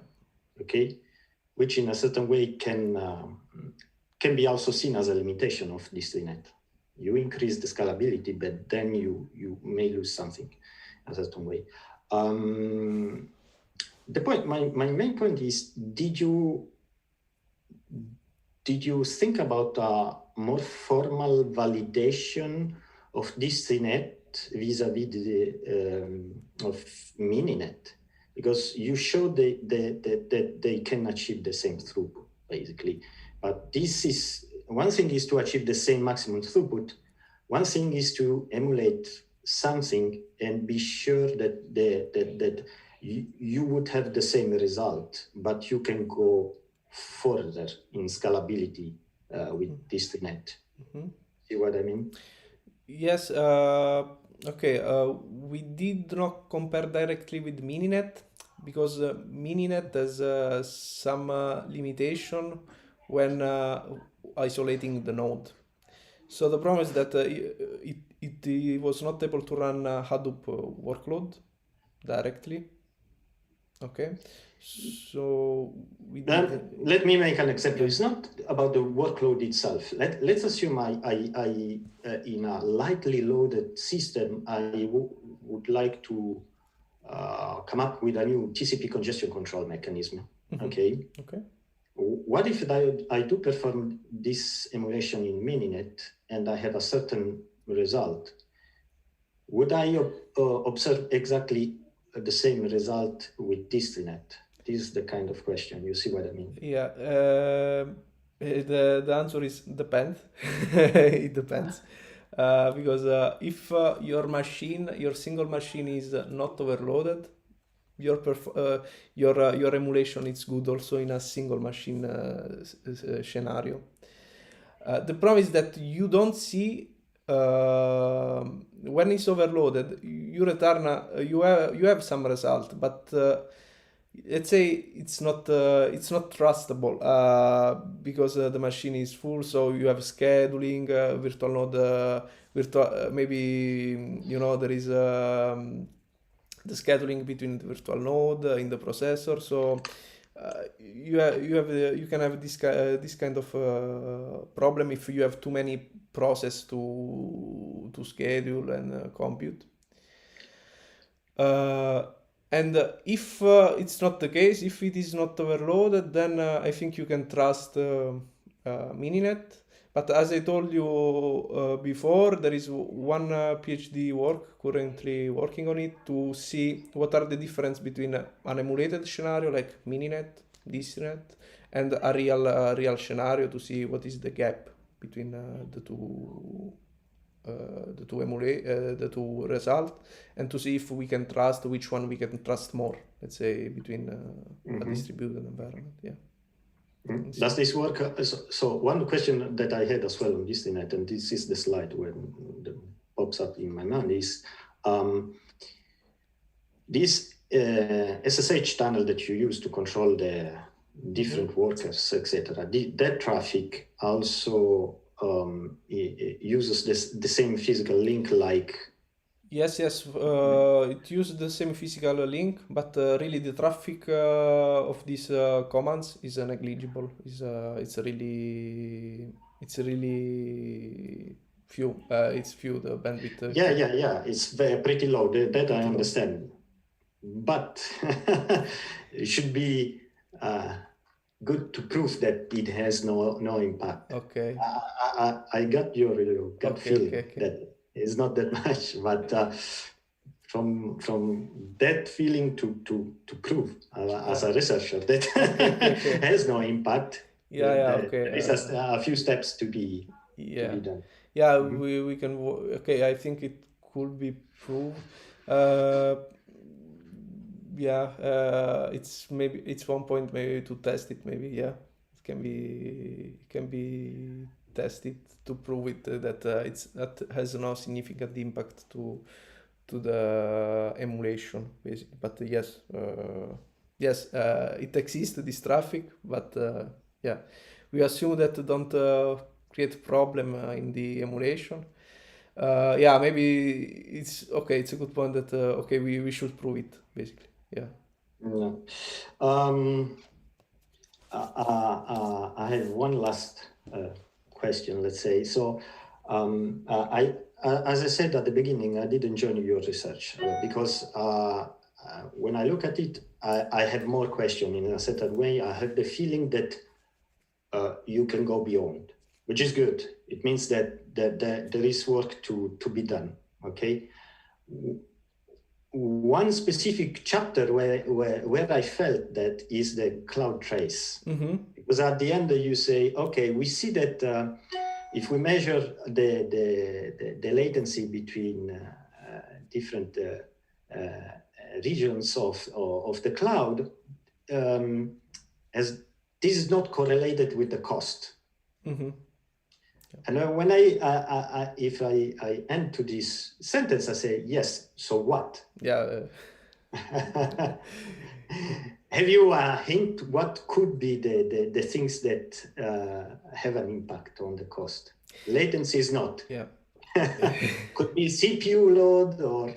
Yeah, actually the experiment that I did in CloudTrace was to see the spot distance price with the delay that we saw in during the measurement. So I don't know if you are familiar with the spot distance, but basically are instance that you can book at cheaper price on AWS because the resources are not used. So when the price is cheaper, my intuition was that there is a low demand, so it's more free during the day. So my intuition was maybe when the prices go up, it means that we have a lot of requests, and we have the delay maybe that can change. This was the intuition, but the experiment didn't show that basically. The interesting result in AWS, I think, is that if you use the private IP to connect two different instances, it's less stable than using the public IP. And it's interesting because when you use the public IP, the instance go directly to the gateway and then go back to the other instance.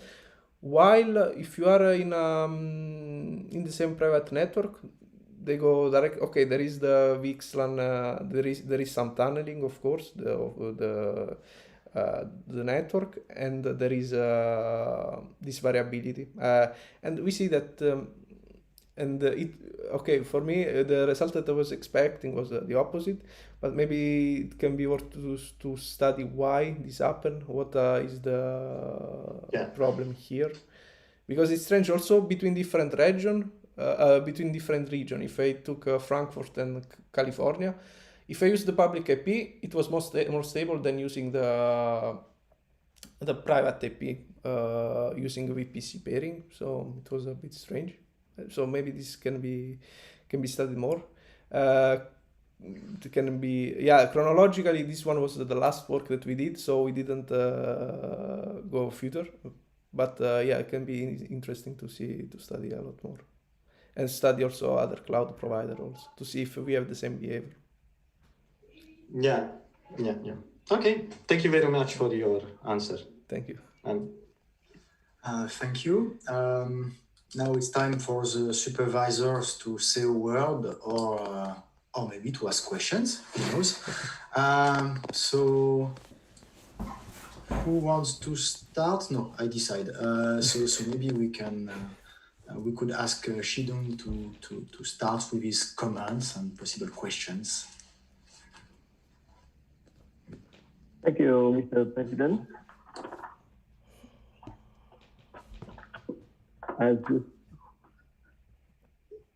few short questions. The first one is about placement. Mm-hmm.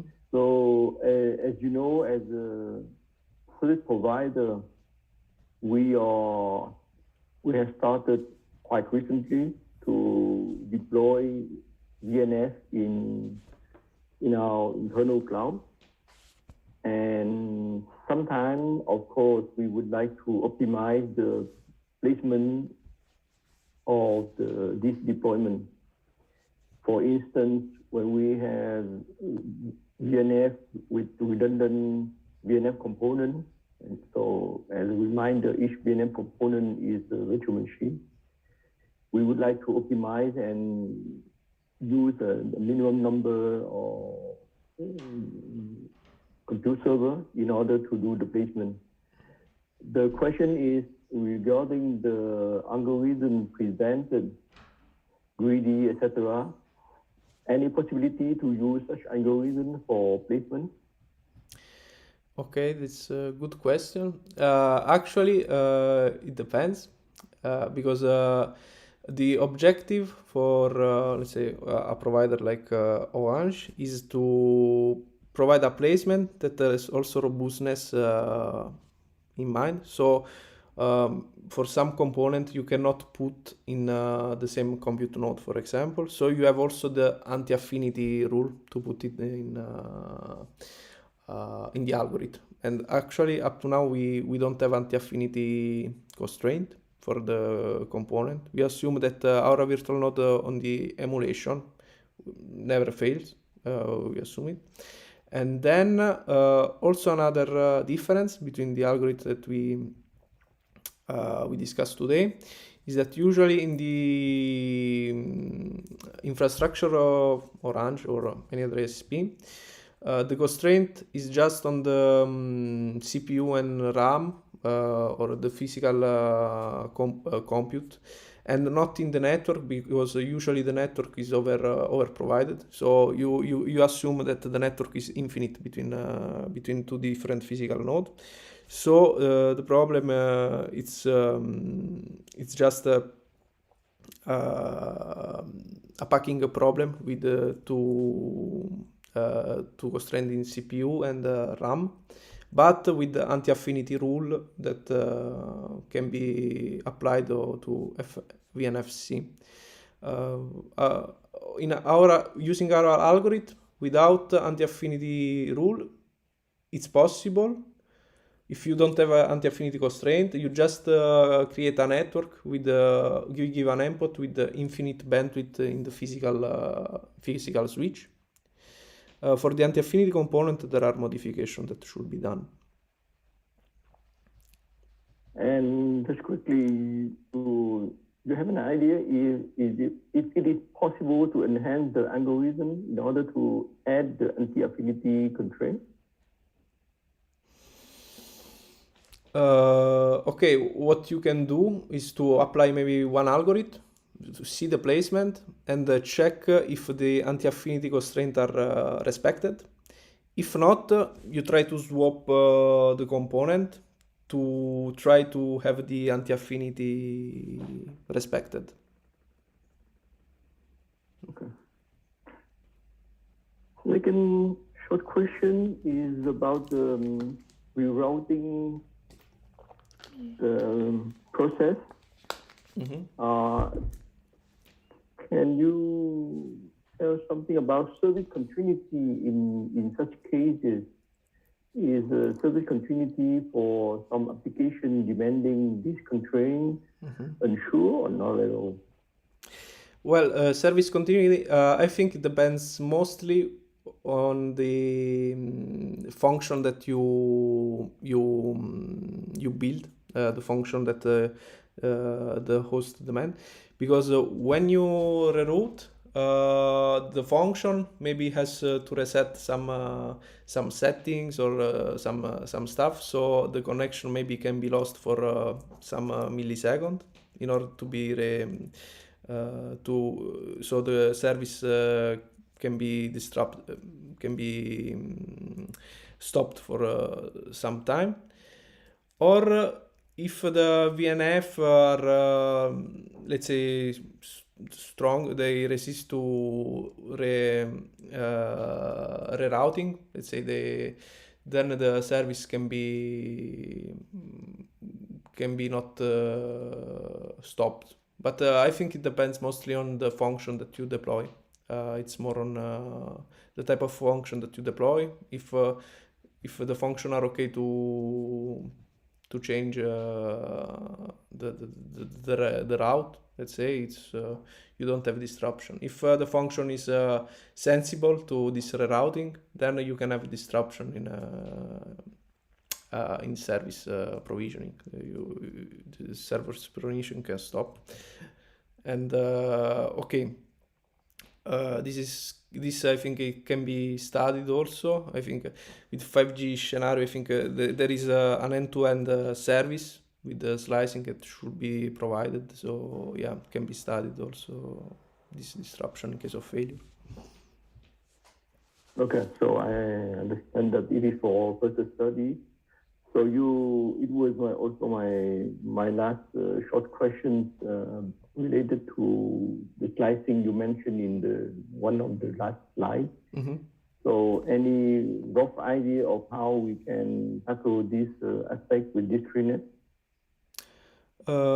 With this network slicing, yeah, this is I think related in one question that I received also before about elastic allocation. You maybe you have this slicing that provide a different service. Sometimes you distribute this slicing in different network, different in the infrastructure.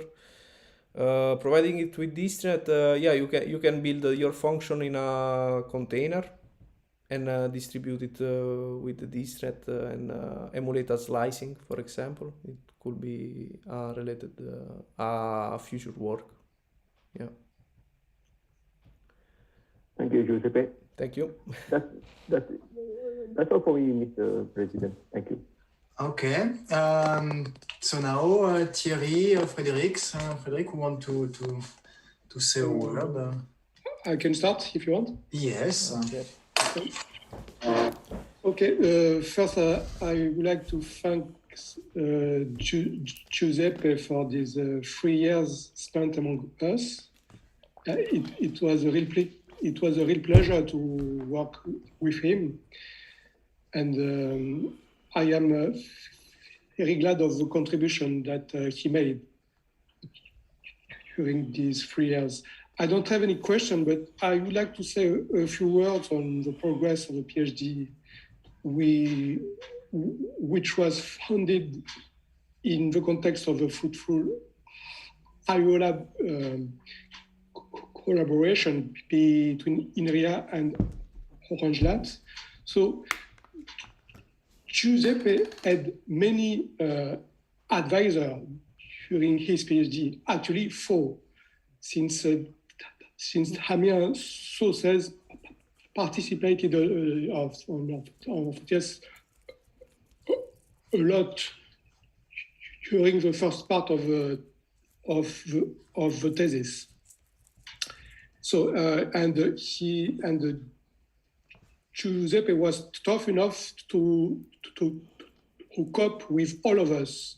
So it's quite yes, it was quite hard. And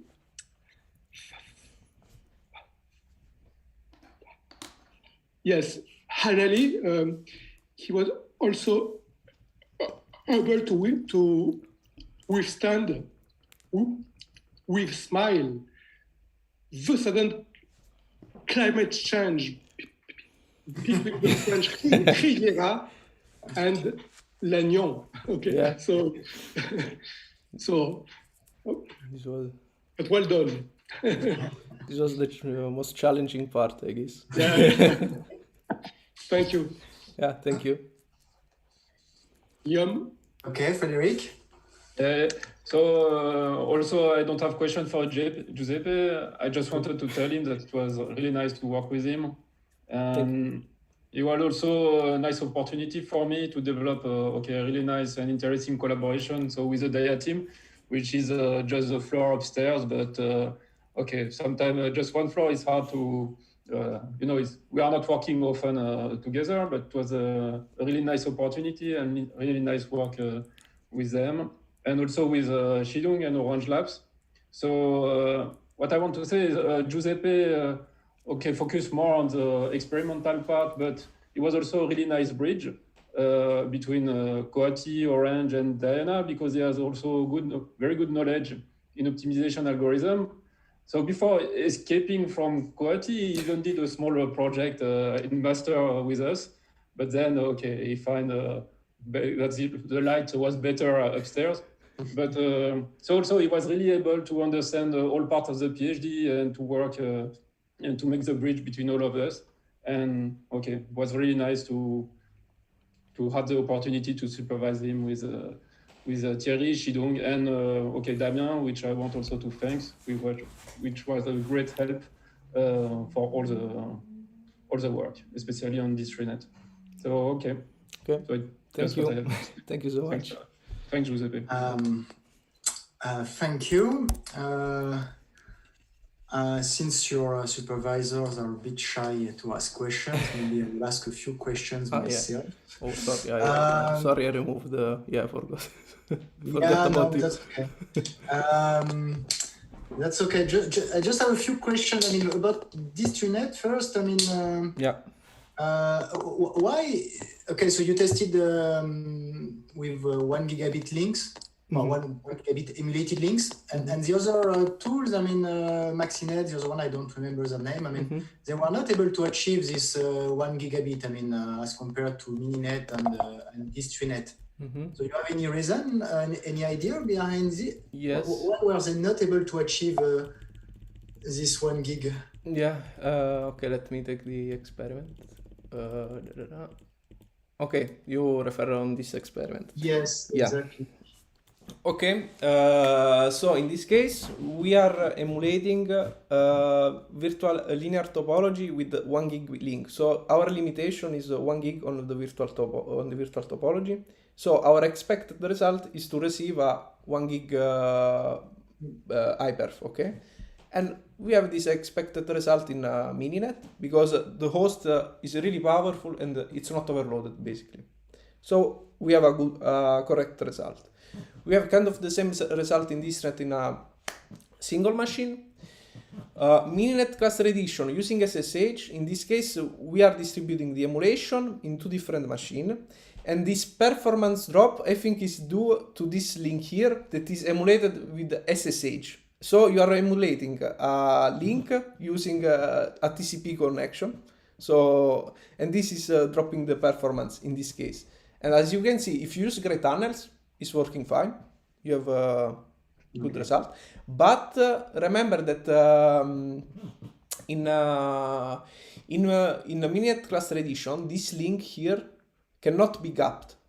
So even I want to force this link to be capped, I cannot. So if you test this two in an hyperf between these two, okay, not between these two because it will be capped here, but let's just here it's unlimited the bandwidth, so it can be a wrong result if you try to do some specific experiment.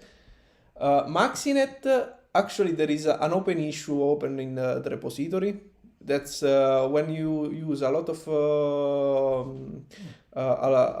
switch that are connected by themselves. You have this drop performance, but it was not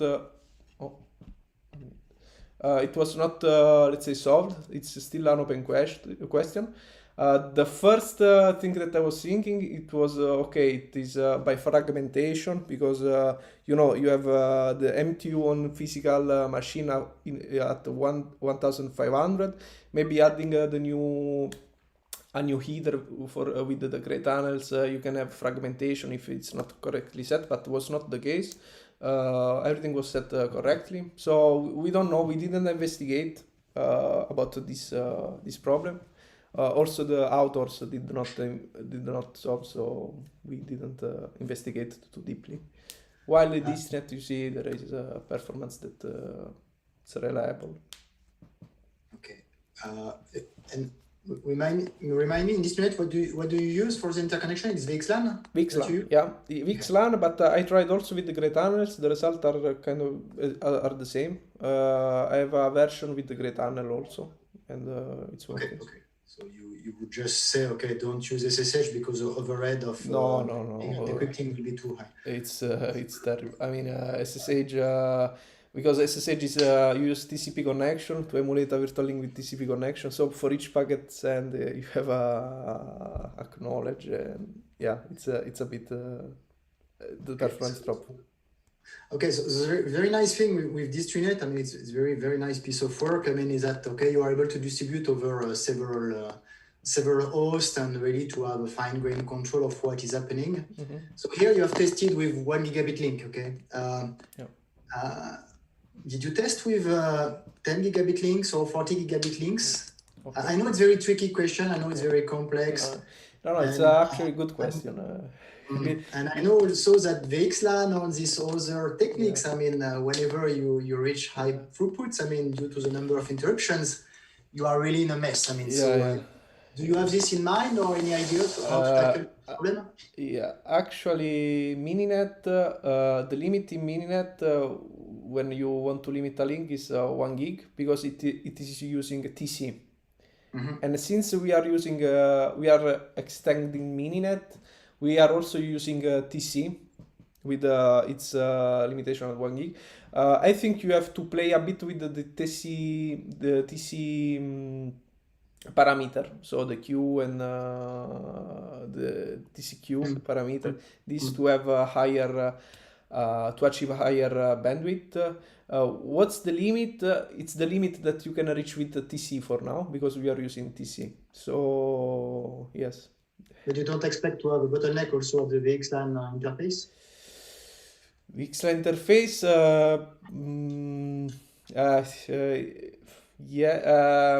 I mean, it depends on the interface basically, I guess. If it is how it is optimized, the hardware to add the header and this stuff. Now, okay, VXLAN, I think is everything is on hardware. It's not CPU anymore. So I don't think adding a VXLAN header will be a limitation. I think it's more on TC. Okay, I don't know. Okay.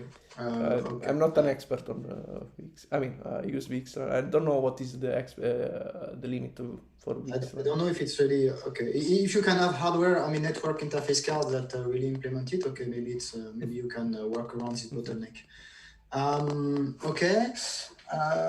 Then maybe another question on Cloud Trace. I mean, okay, I really like the work. I know you did it at the end, and you didn't have much time, so you focused mostly on the the delay. Okay, of course, I would have liked to see results also on throughput. I mean, because it's a very interesting topic. So, why did you decide to focus on delay? I mean, was it because you had applications in mind that would benefit? I mean, that would have only stringent delay constraints, or was it because also doing throughput experiments is expensive on AWS? I mean, what was the rationale behind this? Yeah, it's a good question. Actually, because cloud infrastructure, when you book an instance, usually you have also the throughput, the maximum throughput of the instance, so you can have an idea on how much it is. The user can have an idea. What is totally hidden is the delay, because the delay, all the cloud infrastructure, they say, okay, we have a high speed network between between the infrastructure. We have high speed network in the same region. We have a redundant network, etc., etc. But they never disclose the delay. You see? Yeah, so I was most curious about the delay.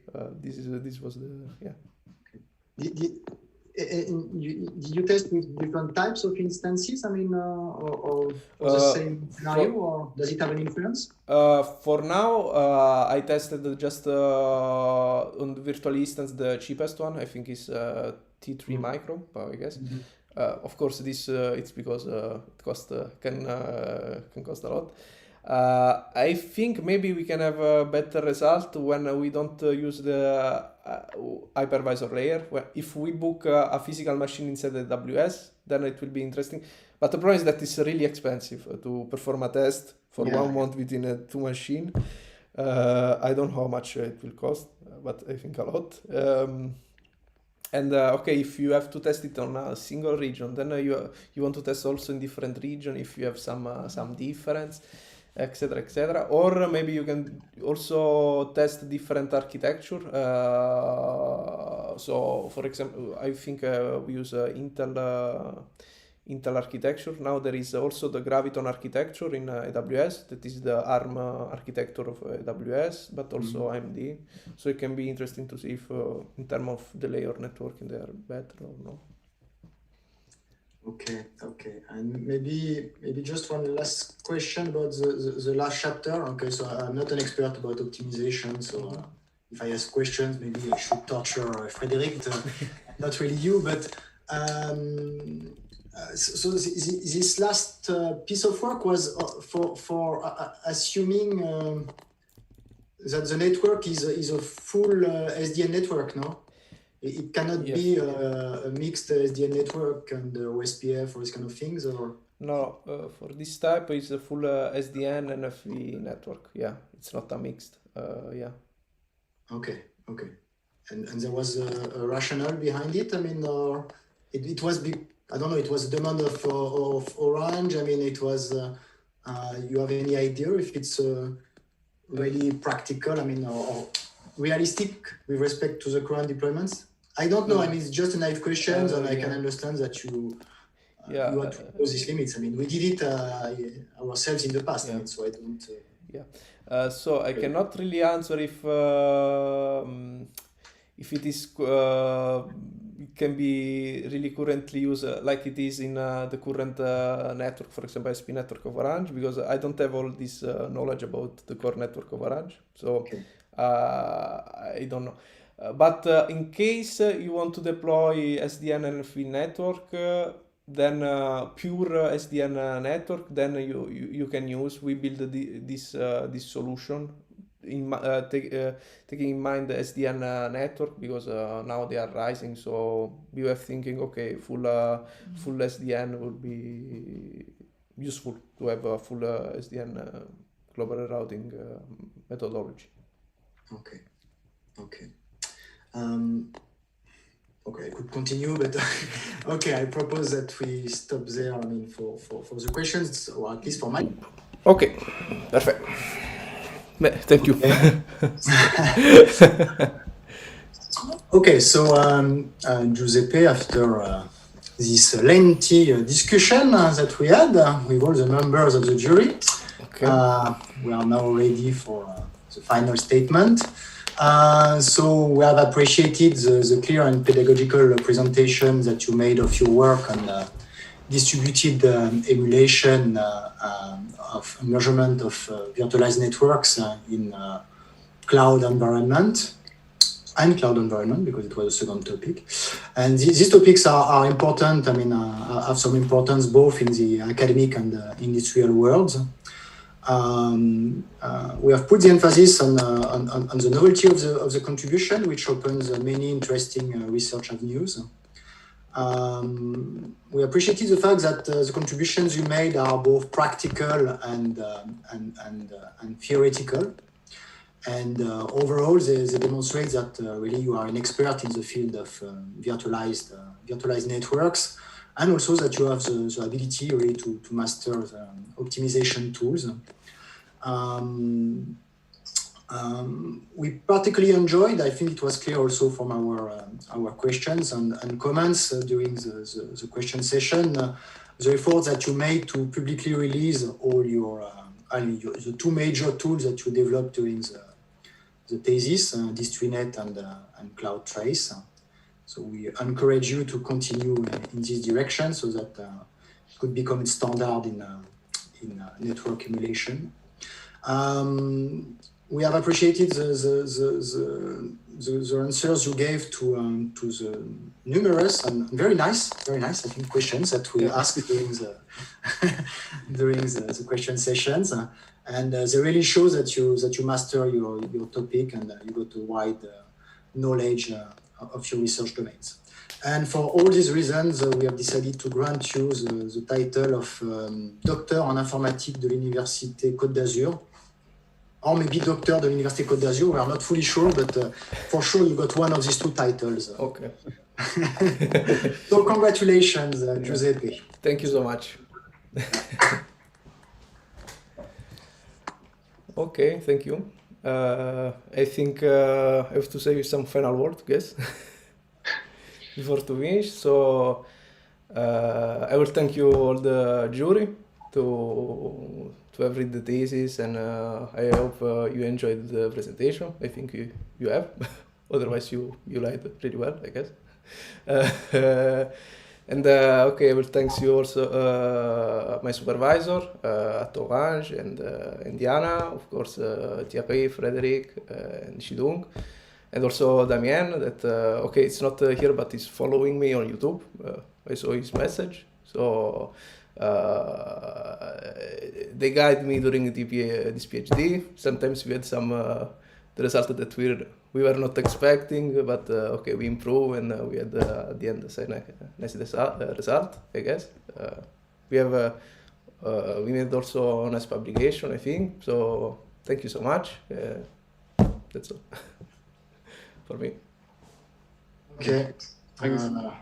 So we miss an Italian buffet, but okay.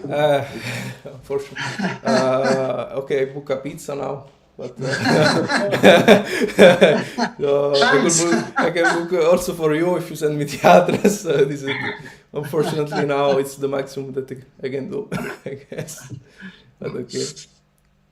Okay, so thank you, Giuseppe. I mean, someone has a final word among the supervisors, for instance.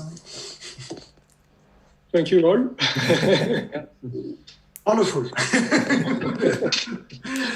Okay, so yeah, it's a bit sad to always end like this now with this virtualized sessions, but okay, I mean, everything went well from a technical point of view, and so the exchanges were fruitful between people. So I think it's very nice. So it's time that we all have lunch. If you have ordered a pizza, for instance, as Giuseppe was suggesting, and thanks to all of you, and wish to see you soon in the real world. Yeah. Hopefully. Thank you. Voilà. Thank you very much, everybody. Thank you. Bye. Thank you. Bye, guys. Ciao. Thank you. Bye-bye. Bye bye. A posto.